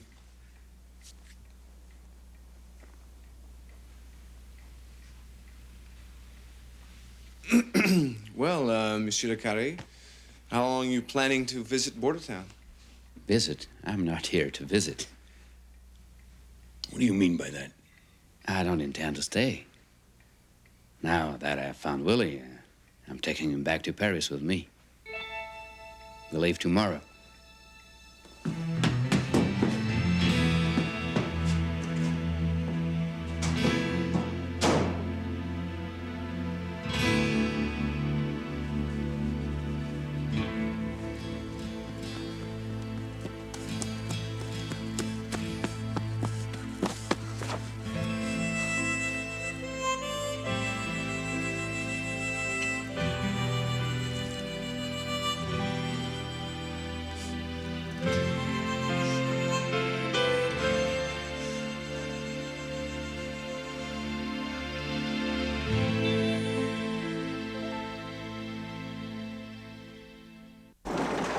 See, Willie, there's some things we can't pick and choose. Family's one of them. But I don't want to go to France. Only 'cause you ain't never been there.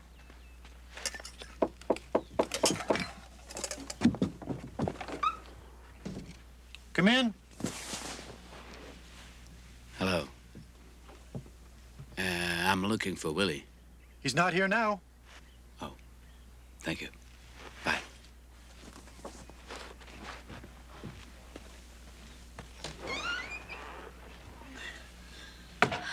Thanks, Jake. You can't keep hiding, Willie.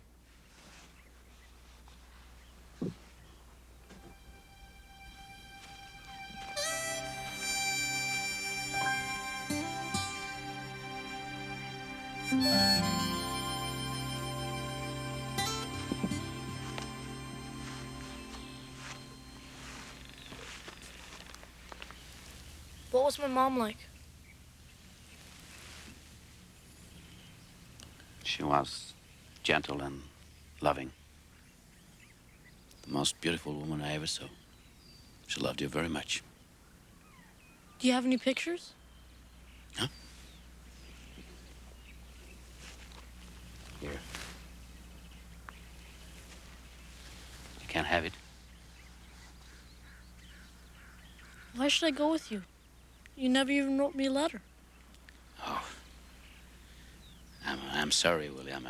I tried to, but it was difficult. The longer I stayed away, the worse it got. Do you understand?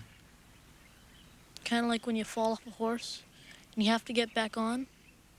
And if you don't, it gets harder? Yes, I suppose so. Who would take care of me? I would. My Aunt Sarah says I'm as bad as all get out. You know how bad that is? Oh. Well, you see this here? How much bigger it is than the other one? This is the one my mother used to pull when I was bad. William, we're the same.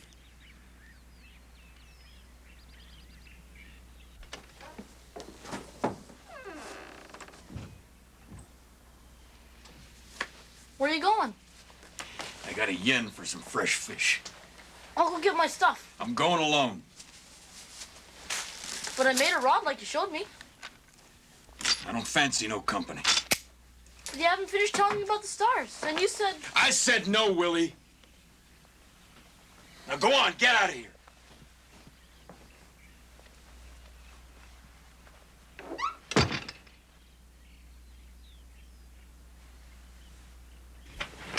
And I'm supposed to look after the town while you take a holiday. That's right. Your big chance to play hero, ain't it? You know, Craddock, we've got a situation here. You can't just run away from it. I got no choice. And if you don't understand it, I can't explain it. Tell Otto I'm taking my horse. Where is he anyway? At least say goodbye to the boy. You know, for all your book learning, you ain't too smart, you know that?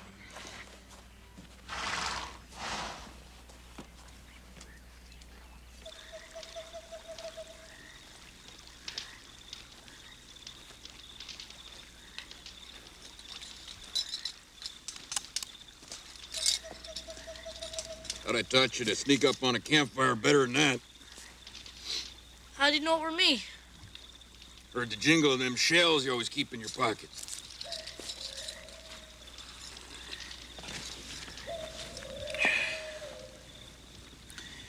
Anyone know you're here? I told my father that I wanted to say goodbye to you.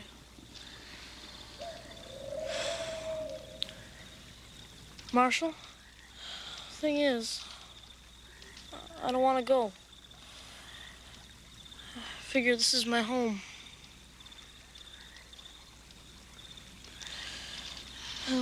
My Aunt Sarah, she's not my mom, but she takes pretty good care of me. Mm-hmm. And my Uncle Frank does too. Yep. Why can't you be my dad? Because you already got one. And he wants you. That's why. Well, don't you like me anymore, Marshal? Look, come here, Willie. Come up close here, son. If I had a little boy, I'd wish he were you.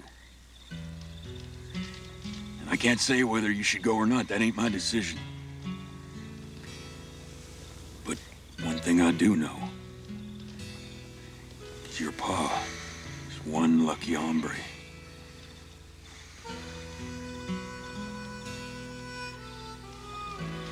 Now, why don't you find me the North Star like I taught you, all right?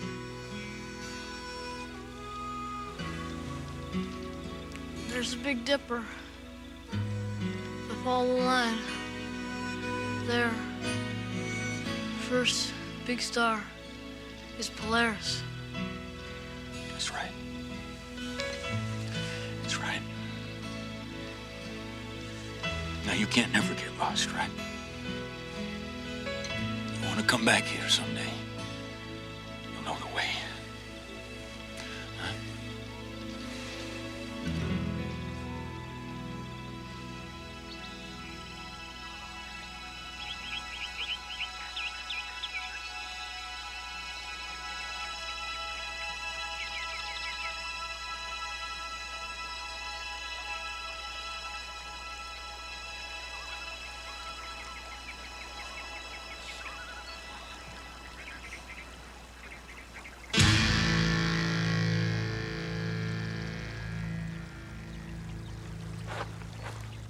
It's hard for me as well, Madame Dumont. My life will turn upside down. Especially with a boy like Willie. He has so much energy. I don't pretend that everything will be perfect. But if I don't try now... Monsieur Le Carré, are you doing this for Willie or for yourself?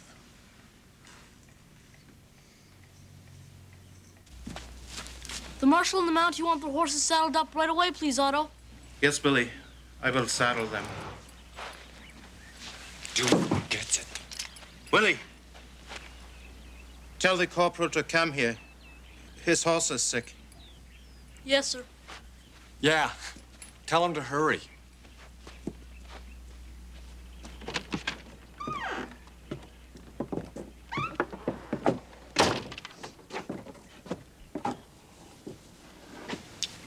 How could Couture possibly have overpowered him? I don't know, but for sure, first thing he's gonna do is head here. Hurry up!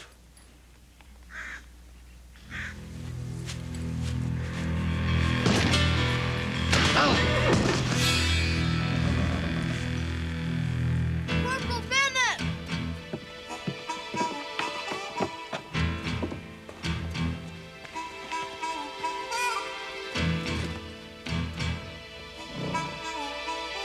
Otto says your horse is sick. The other man said to hurry.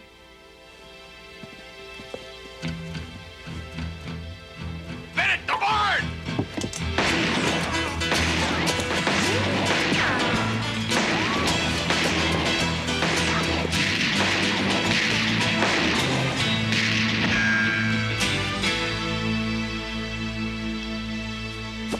Drop the gun, Couture. Drop it!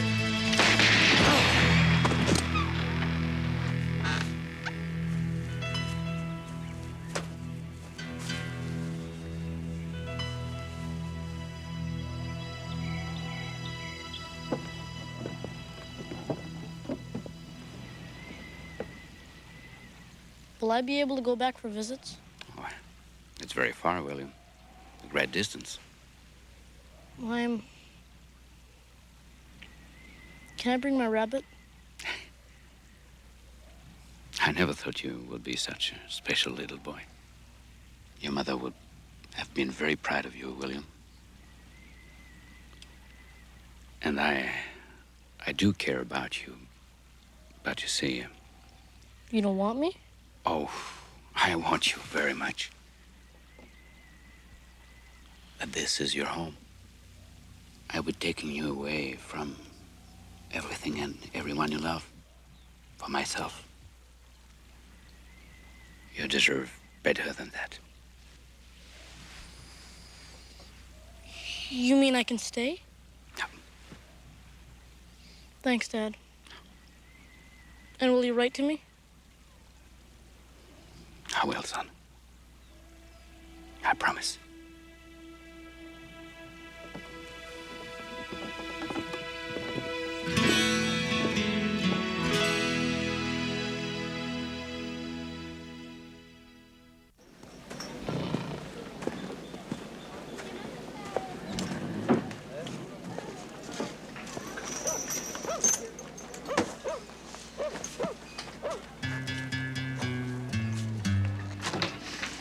Here you go, partner.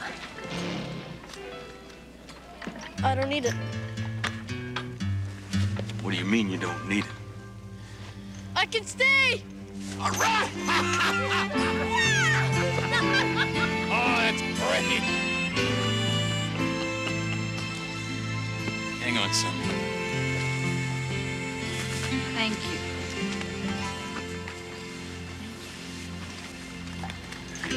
Thank you. Thanks, Dad.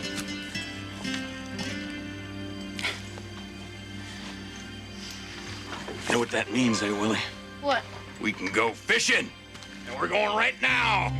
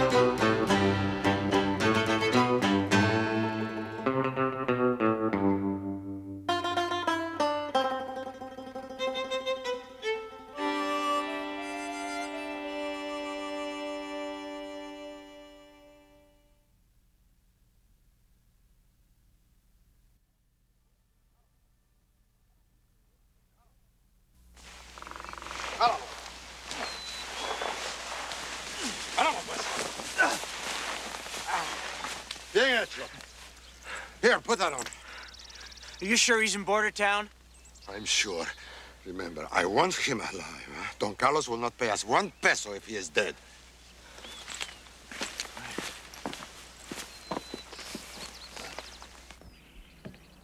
Come on, Bennett, loosen up. Craddock, these are confiscated weapons. They belong to Her Majesty's government. They belong to me. Shut up, Stevens. You're in enough trouble. You know, I think you should let Her Majesty make a present of these here Winchesters to you. Make a mighty handsome gift. I don't think so.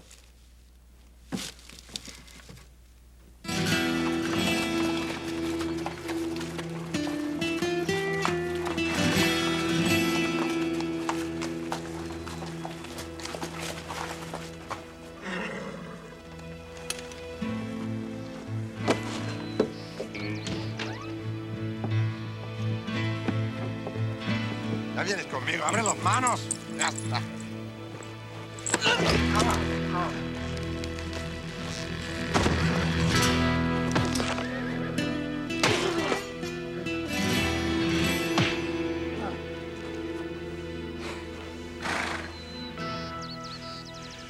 Buenos días, señores.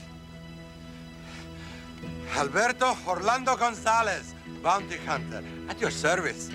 Manuel Martinez, thief, killer. I take him back to Mexico to die.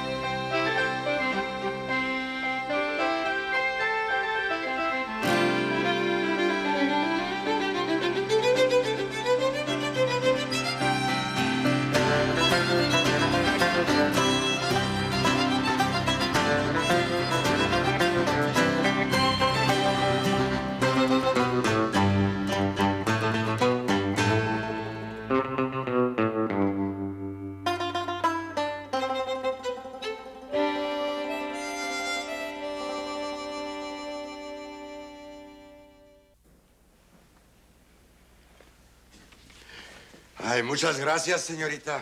I will be eternally in your debt.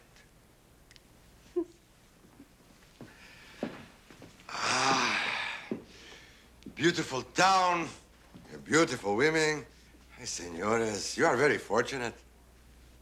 You got any proof you are who you say you are? Sí. On behalf of His Excellency, Presidente José de la Cruz Porfirio Díaz, greetings. The bearer, Alberto Orlando González, so that's me, senores, travels on official business for the República de Mexico. Every assistance given in the fulfillment of his duties will be appreciated. Signed, Armando Casaldo, Capitán General. Oh, yes, I am prepared to pay for everything, senor, in gold. It's in Spanish. Sí. You're a long way from Mexico there, Senor. González, sí. I followed him for many months. Maybe we should put him in the back cell. I'll do it. Let's go, amigo. Ándale.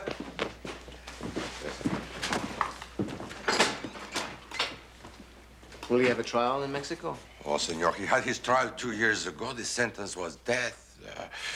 But he escaped. Once we cross the border, he will die. Firing squad? Si, senor. Me, I will be his firing squad.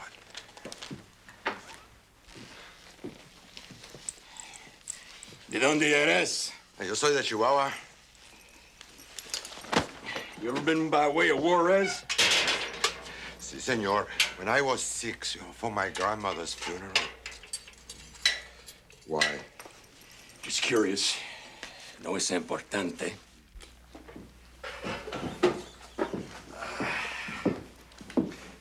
Is there some place I can eat? Saloon, down the street. Would you do me the honor of having dinner with me? Oh, no, thank you. I have patients waiting for me. Bueno. Muchas gracias, Corporal. Marshal? Buenas noches, señorita.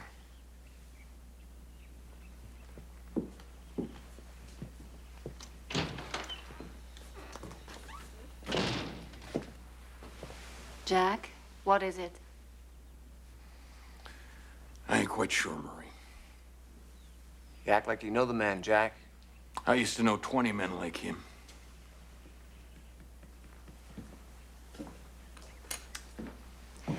I'll take the prisoner again tomorrow morning. I offered to walk you home, Marie, but...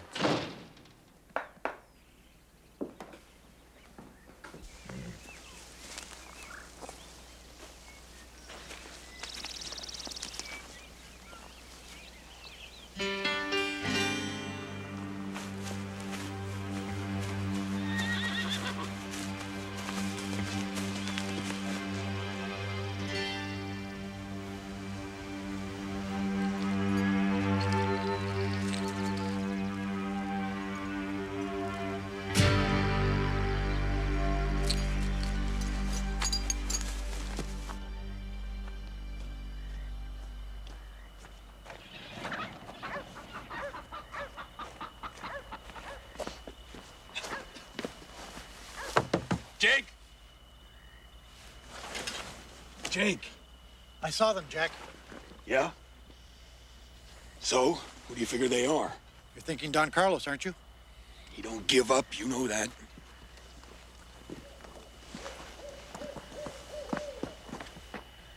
Don't torment yourself, Jack. It was over 8 years ago. But it lasts a lifetime, don't it? I'll never forget. Why should he? Look,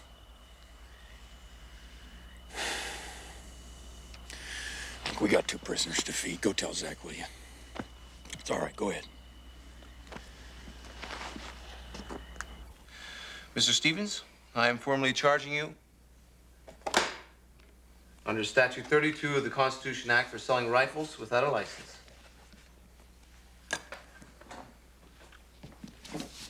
How do you plead? I've been trading here for 10 years. And you've been charged twice before. I think we got some trouble. Wampum pouch. Found a dead Indian on the Canadian side of Williams Creek. How was he killed? Knife. You have to show me where, Dom. First light of day. I'll deal with you later. Thanks, Corporal. Hey, hey. Back. Back. Okay, Marshal. I've got it. You bequeath all your Mexican possessions to Willie. Right, good. And my badge. I know Willie'd like to have that too. And my hat. To Jake, I leave all my clothes.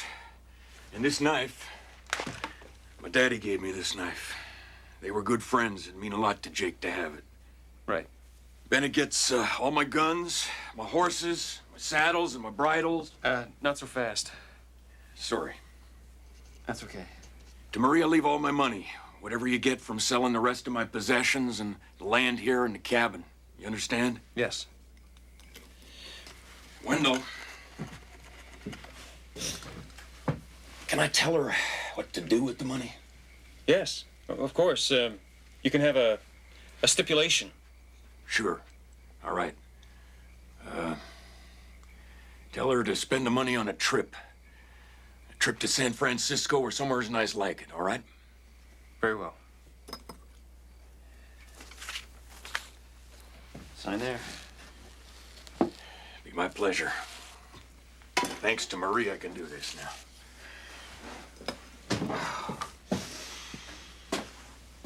Pardon me for asking, Marshal, but why this sudden interest in having a will? Just thought I ought to tend to it is all. Just a feeling. Especially in your line of work? You might say that. If you ain't got me as a backup, I think you should just borrow one of these Winchesters of Stevens here. I told you before, Craddock, they don't belong to me. Besides, I got Dom. He can't shoot straight. Don't seem like much of a comfort to me. No offense, Dom. None taken, Marshal. Take a rifle, Corporal. Take two.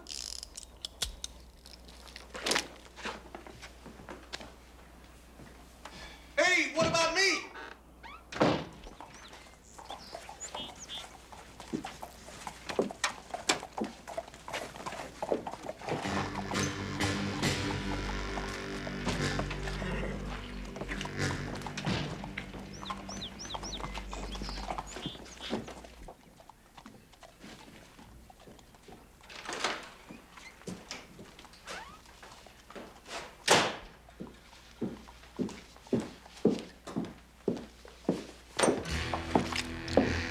Talk.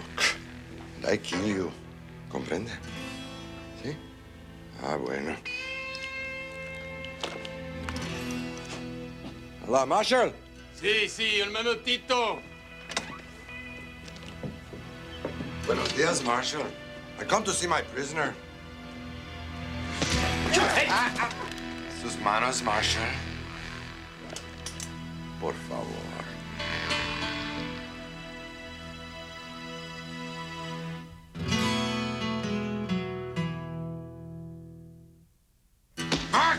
What are you doing? You hurt her and I... Only if you cause trouble, Senor Craddock.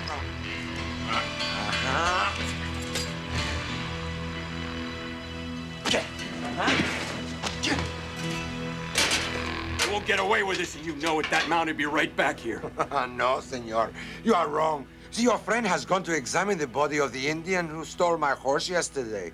You killed him. Pues sí. Marshal. Hey, Marshal, you back there? Ah! One sound, and the señorita dies. Comprende? Sí.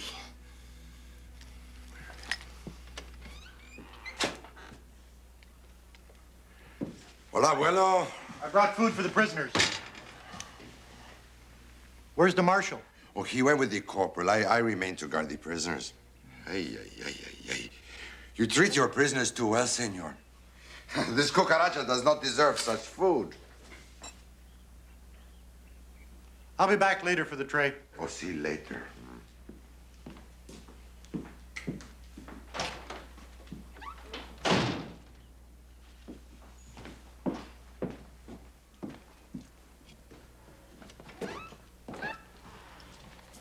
Let's get out of here now. First, I go find another horse. Don't let anyone inside, huh?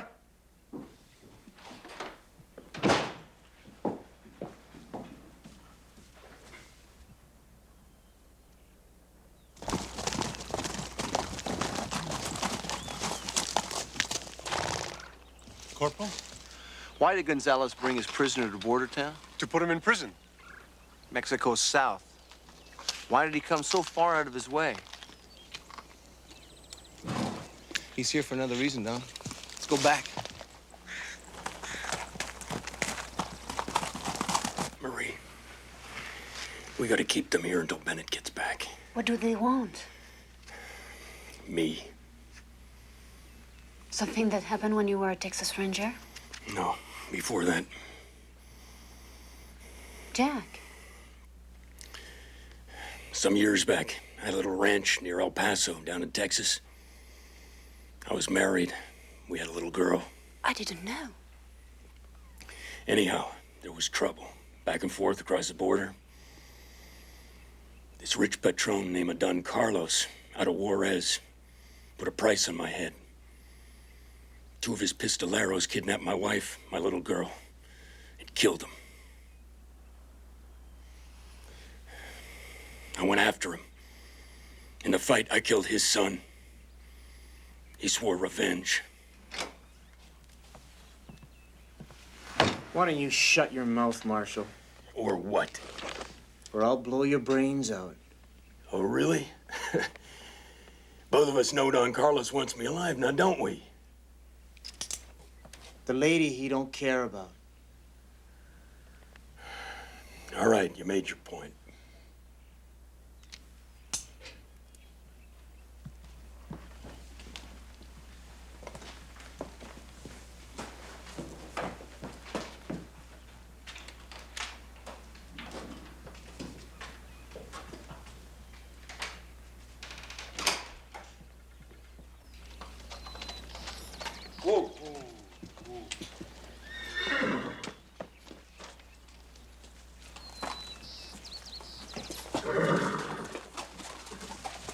Has anyone seen the Marshal since I left? Gonzalez said the Marshal went with you.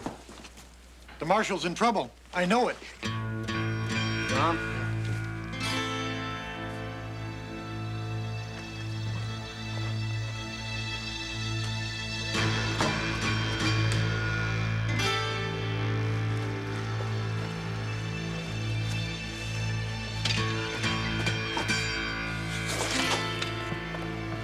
Where is he? The prisoner! I found him outside! I should kill you now! Jake, watch the office. Tell me if anything moves. Don, go to the general store. Tell Sally to get you 3 guns and some ammo. Has anybody seen Marie? Her shawl. I saw it in your office. All right. I'm gonna go in. And when Dom gets back, this is what I want you to do. I have a strong horse for you, senor. If you try anything, I kill her. Do you understand me, Senor Marshal? Leave her out of this. She's got nothing to do with it. Shut up!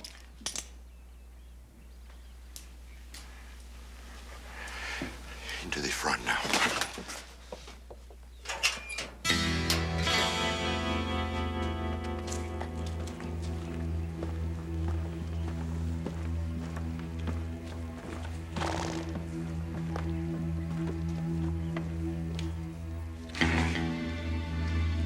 What do we do with him? Kill him.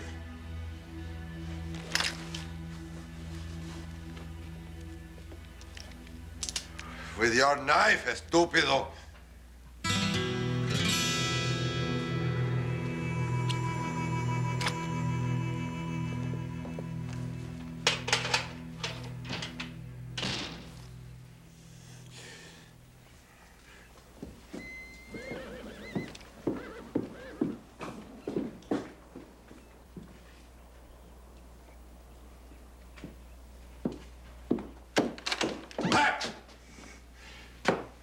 Thought your prisoner might need some extra protection. Silencio, put your rifle on the table. You're surrounded, Gonzalez. I'm not gonna get out of here alive. I do not think that the good people of Bordertown would like me to shoot the pretty lady.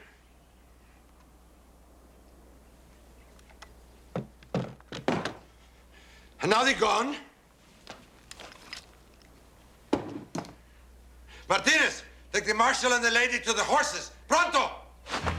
Move!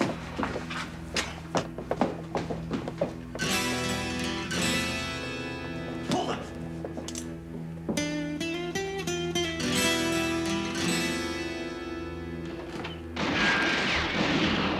Sounds like you got the whole town out there, Corporal. Just about. I leave, and I take him with me. You leave. And those people out there will kill you. Him I keep alive. You and the lady, I don't care, comprende? Tú abre la puerta. I kill them all if you shoot. Tell them. Hold your fire! Come on.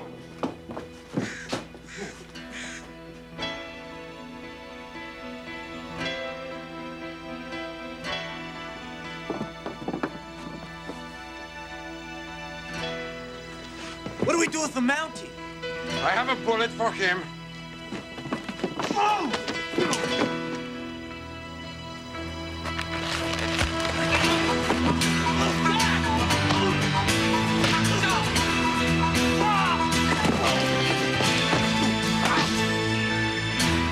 You all right, Marie?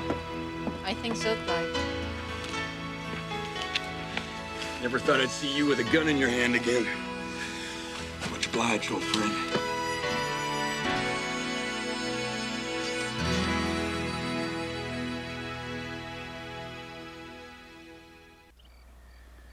Well, I knew one day they'd come for me.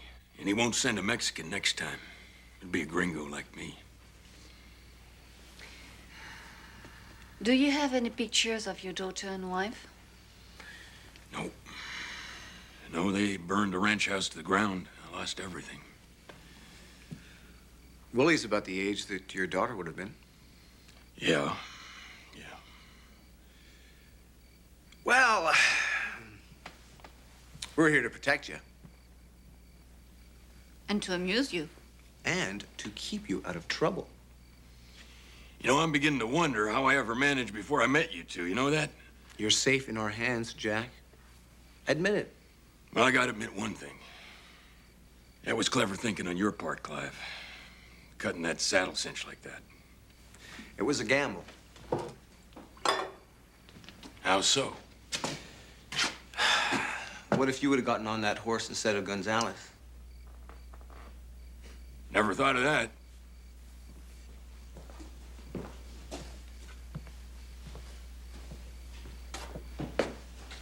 Where's my gun? Craddock?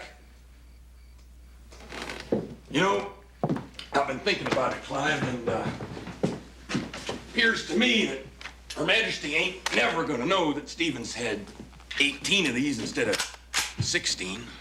All right. Cut your kidding. Where is my gun? Otto melted it down. What? He melted it down? He melted it down? He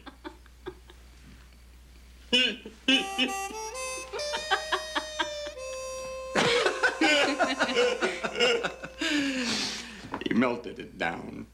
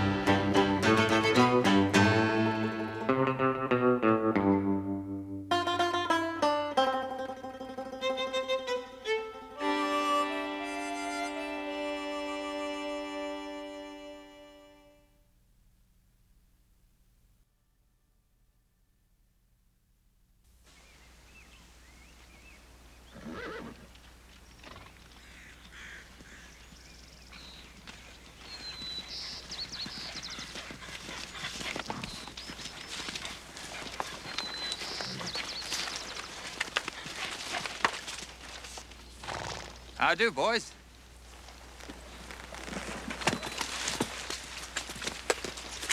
What's up ahead there? A little place called Bordertown. Day's ride. You got a Marshal? Yes, indeed. Does Bordertown got a bank? Bank? Sure, they got a bank. Say, you boys want some coffee? It's nice and hot. What are you always smiling about? I don't know. You're happy, aren't you? Yeah, I guess so.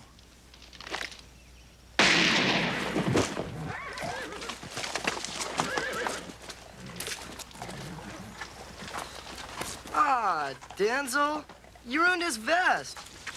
You didn't have to kill him. You better learn you don't tell me what to do. Well, we could have just robbed him. Ray, go fetch his horse. Hey.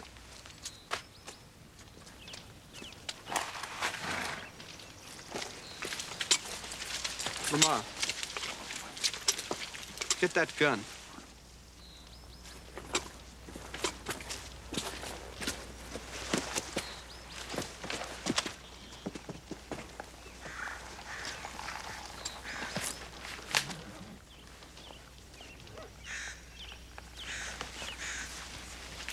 Thanks, partner.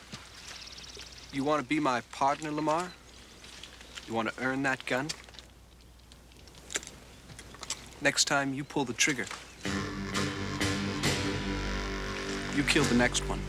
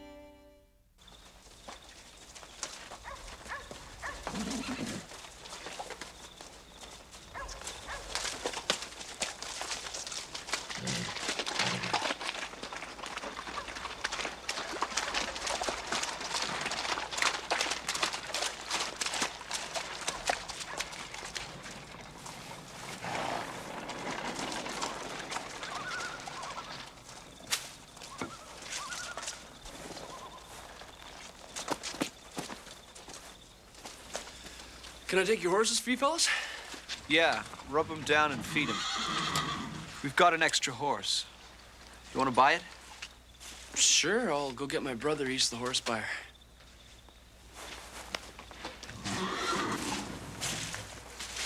Come on.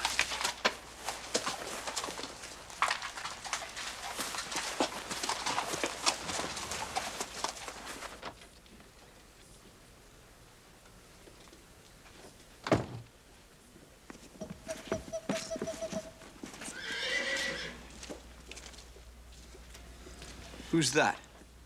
That's Mrs. Dumont. She's our doctor. Is that a fact?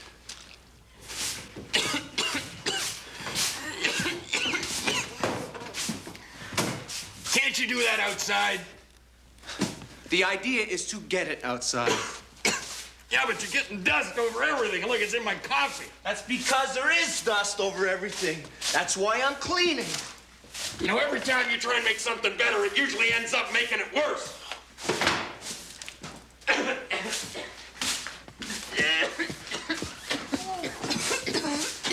It's Viv in here. See?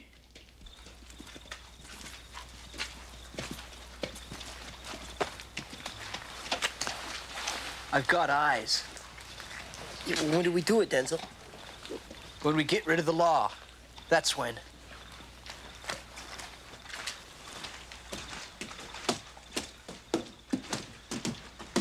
Lamar, go tell the marshal you came across a cowboy shot dead in the trail. Why me? 'Cause you ain't been with us long enough to get your face up on a poster. Go on, get!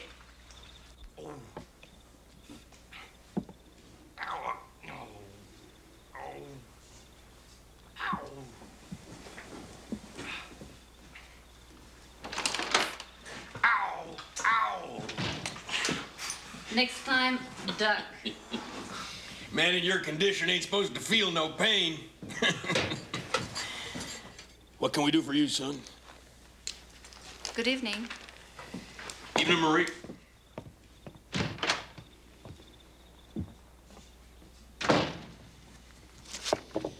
Well, can't cut your tongue?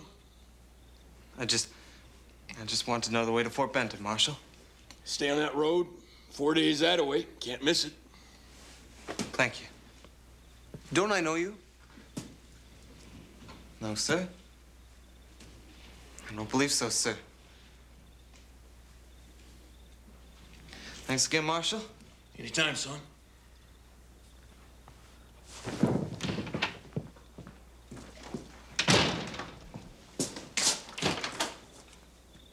Lamar! Wait!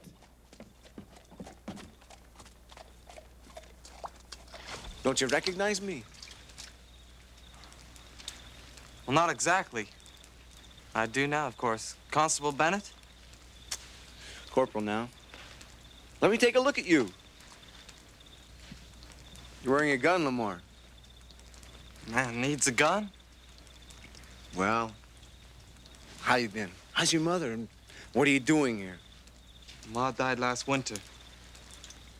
I'm sorry, I'm very sorry. What are we doing standing outside? Let's go into the office. Can't.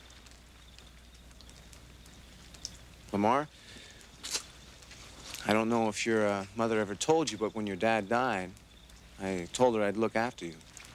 She told me. The offer still stands. I get you a job here in Bordertown. You Mounties killed my pa. What are you talking about? I found out. You Mounties left them behind, so you could escape, and then the gun runners killed them. And that's not true, and I can prove it. I gotta go. Wait a minute. Listen to me. Lamar! I'm starved.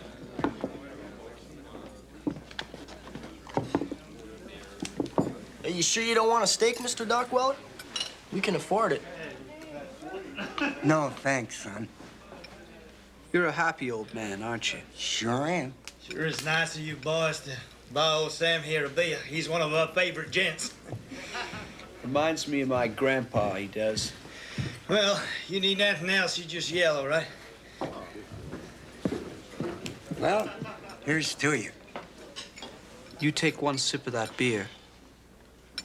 It'll be the last one you ever taste. Put it down.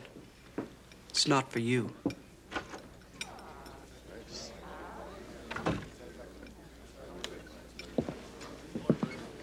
Can't drink that beer here, son.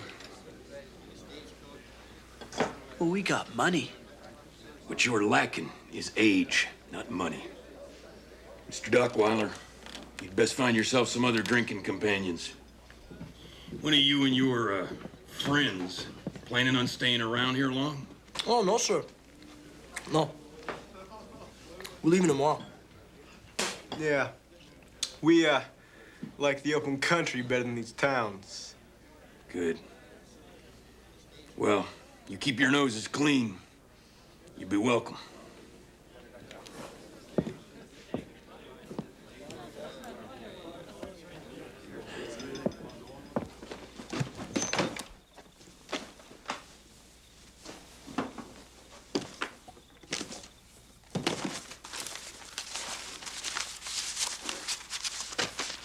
Here it is.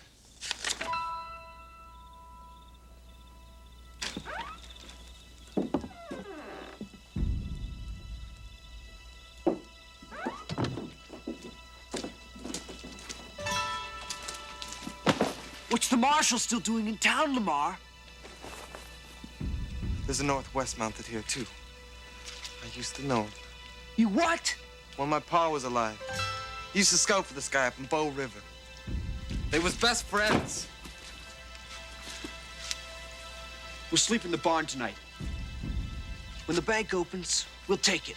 Maybe we should try someplace else. Shut up! We'll do as I said.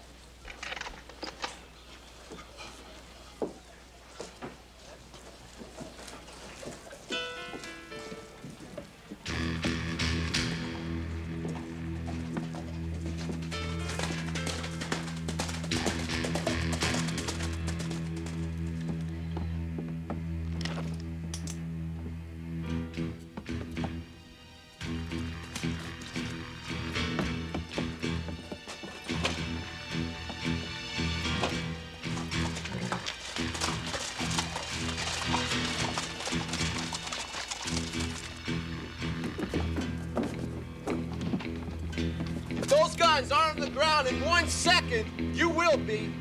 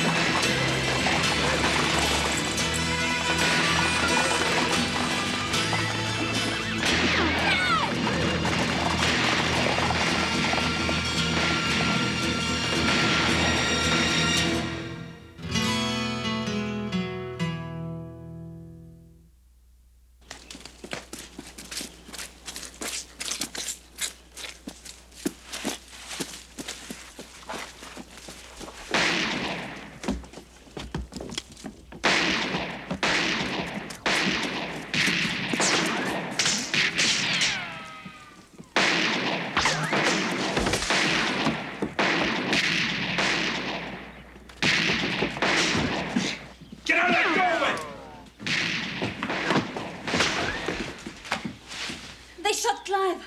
I think they killed him. They wouldn't have drug him in there if he was dead. Come on, stay down.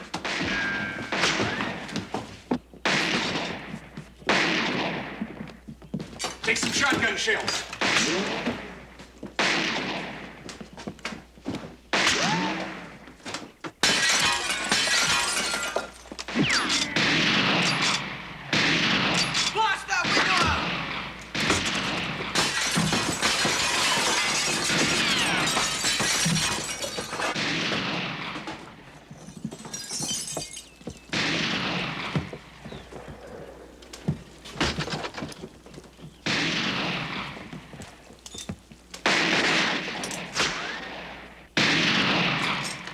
Just a bunch of scared kids shooting wild every which way.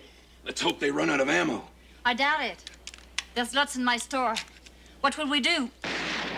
I don't know. I'll just try and keep them busy until they make a mistake.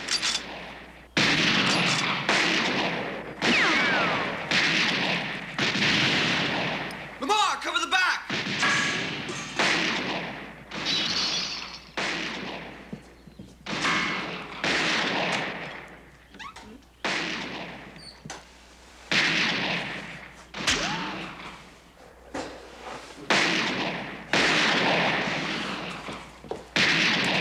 Coming around.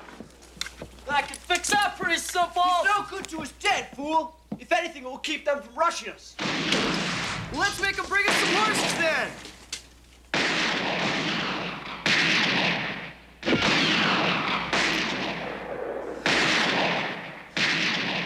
If the Corporal wasn't in that building, it'd be a joy to fill it full of holes.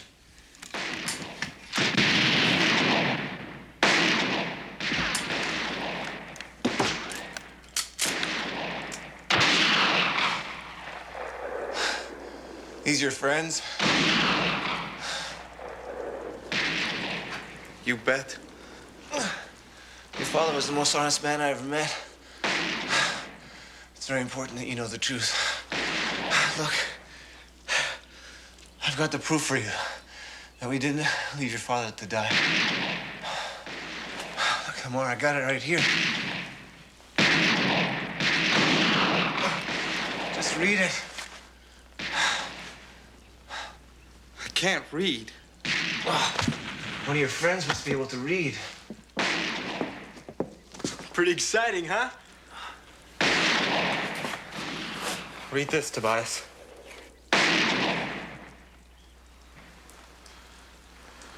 Oh, shoot, I can't read. Don't be too friendly with him, Lamar. You gotta kill him later on. Or Denzel will blow a hole in your head.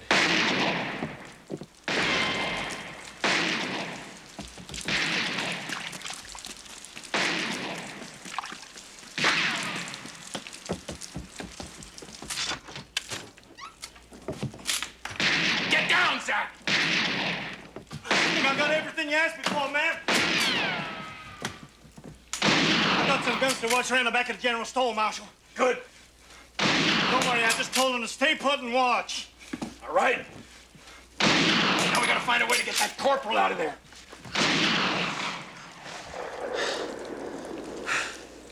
Gideon Johnson, my friend, your father. Used to talk about you all the time. Puffed up and proud he was of you, Lamar. All I remember is a big man with a soft voice. He used to come home every winter. And then you come in to fetch him in the spring. Oh! Hey, we gotta get him a doctor or he's gonna die, Denzel. What for? You're gonna have to shoot him anyway, Lamar. Hold your fire. For once, Lamar, you've got a good idea. Marshal! Can you hear me? I hear you!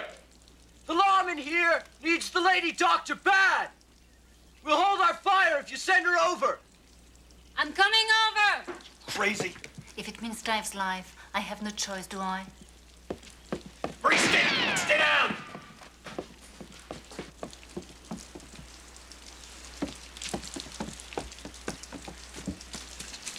Marie! That invitation does not include you, Marshal. Get us 4 horses here, quick. The lady's offered to see us safely out of town. Let me go! All right, we'll get the horses!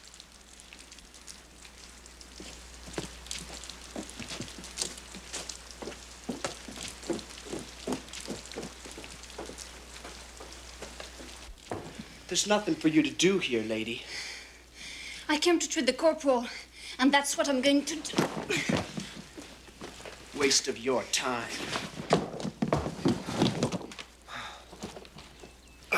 Never mind that, Marie. But Clive, There's a dispatch on the floor. what dispatch? Here. It's about Lamar's father. Read it to him, Marie. Now. August 14th, 1878. Okay, Lamar, partner. Now's your chance. Finish off the Mountie. Be it known by all those present so long with the that on this day, Constable Clive Bennett is awarded the citation for bravery. Come on, Lamar. Put the Mountie out of his misery. In disregard for his personal safety and in the face of heavy rifle fire, Constable Bennett rescued Scout Gideon Johnson and returned him to safety. Kill him! Signed, Inspector Jesse DeForest. If you want your share of the bank money, you have to pull the trigger. Partner. It's over in a minute, Lamar. Yeah, that's it, Lamar. That's it. Kill him!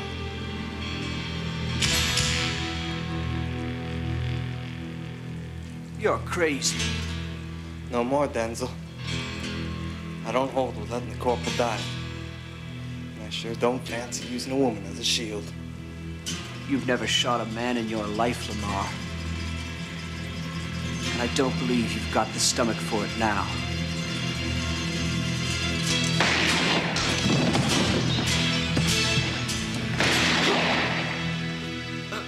Drop your guns.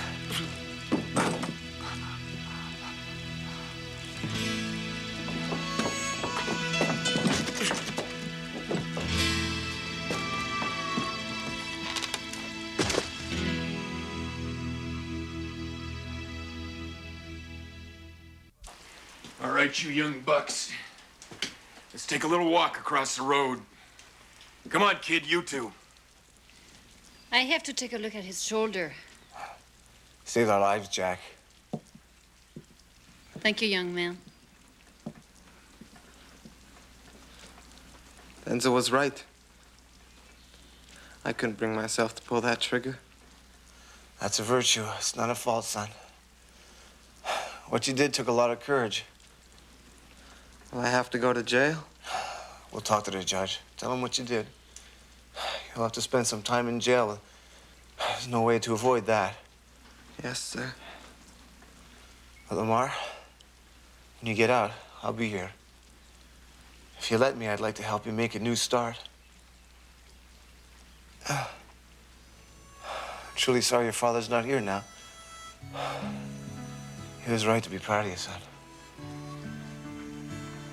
I wish he was here, too. I've wished that for a long, long time.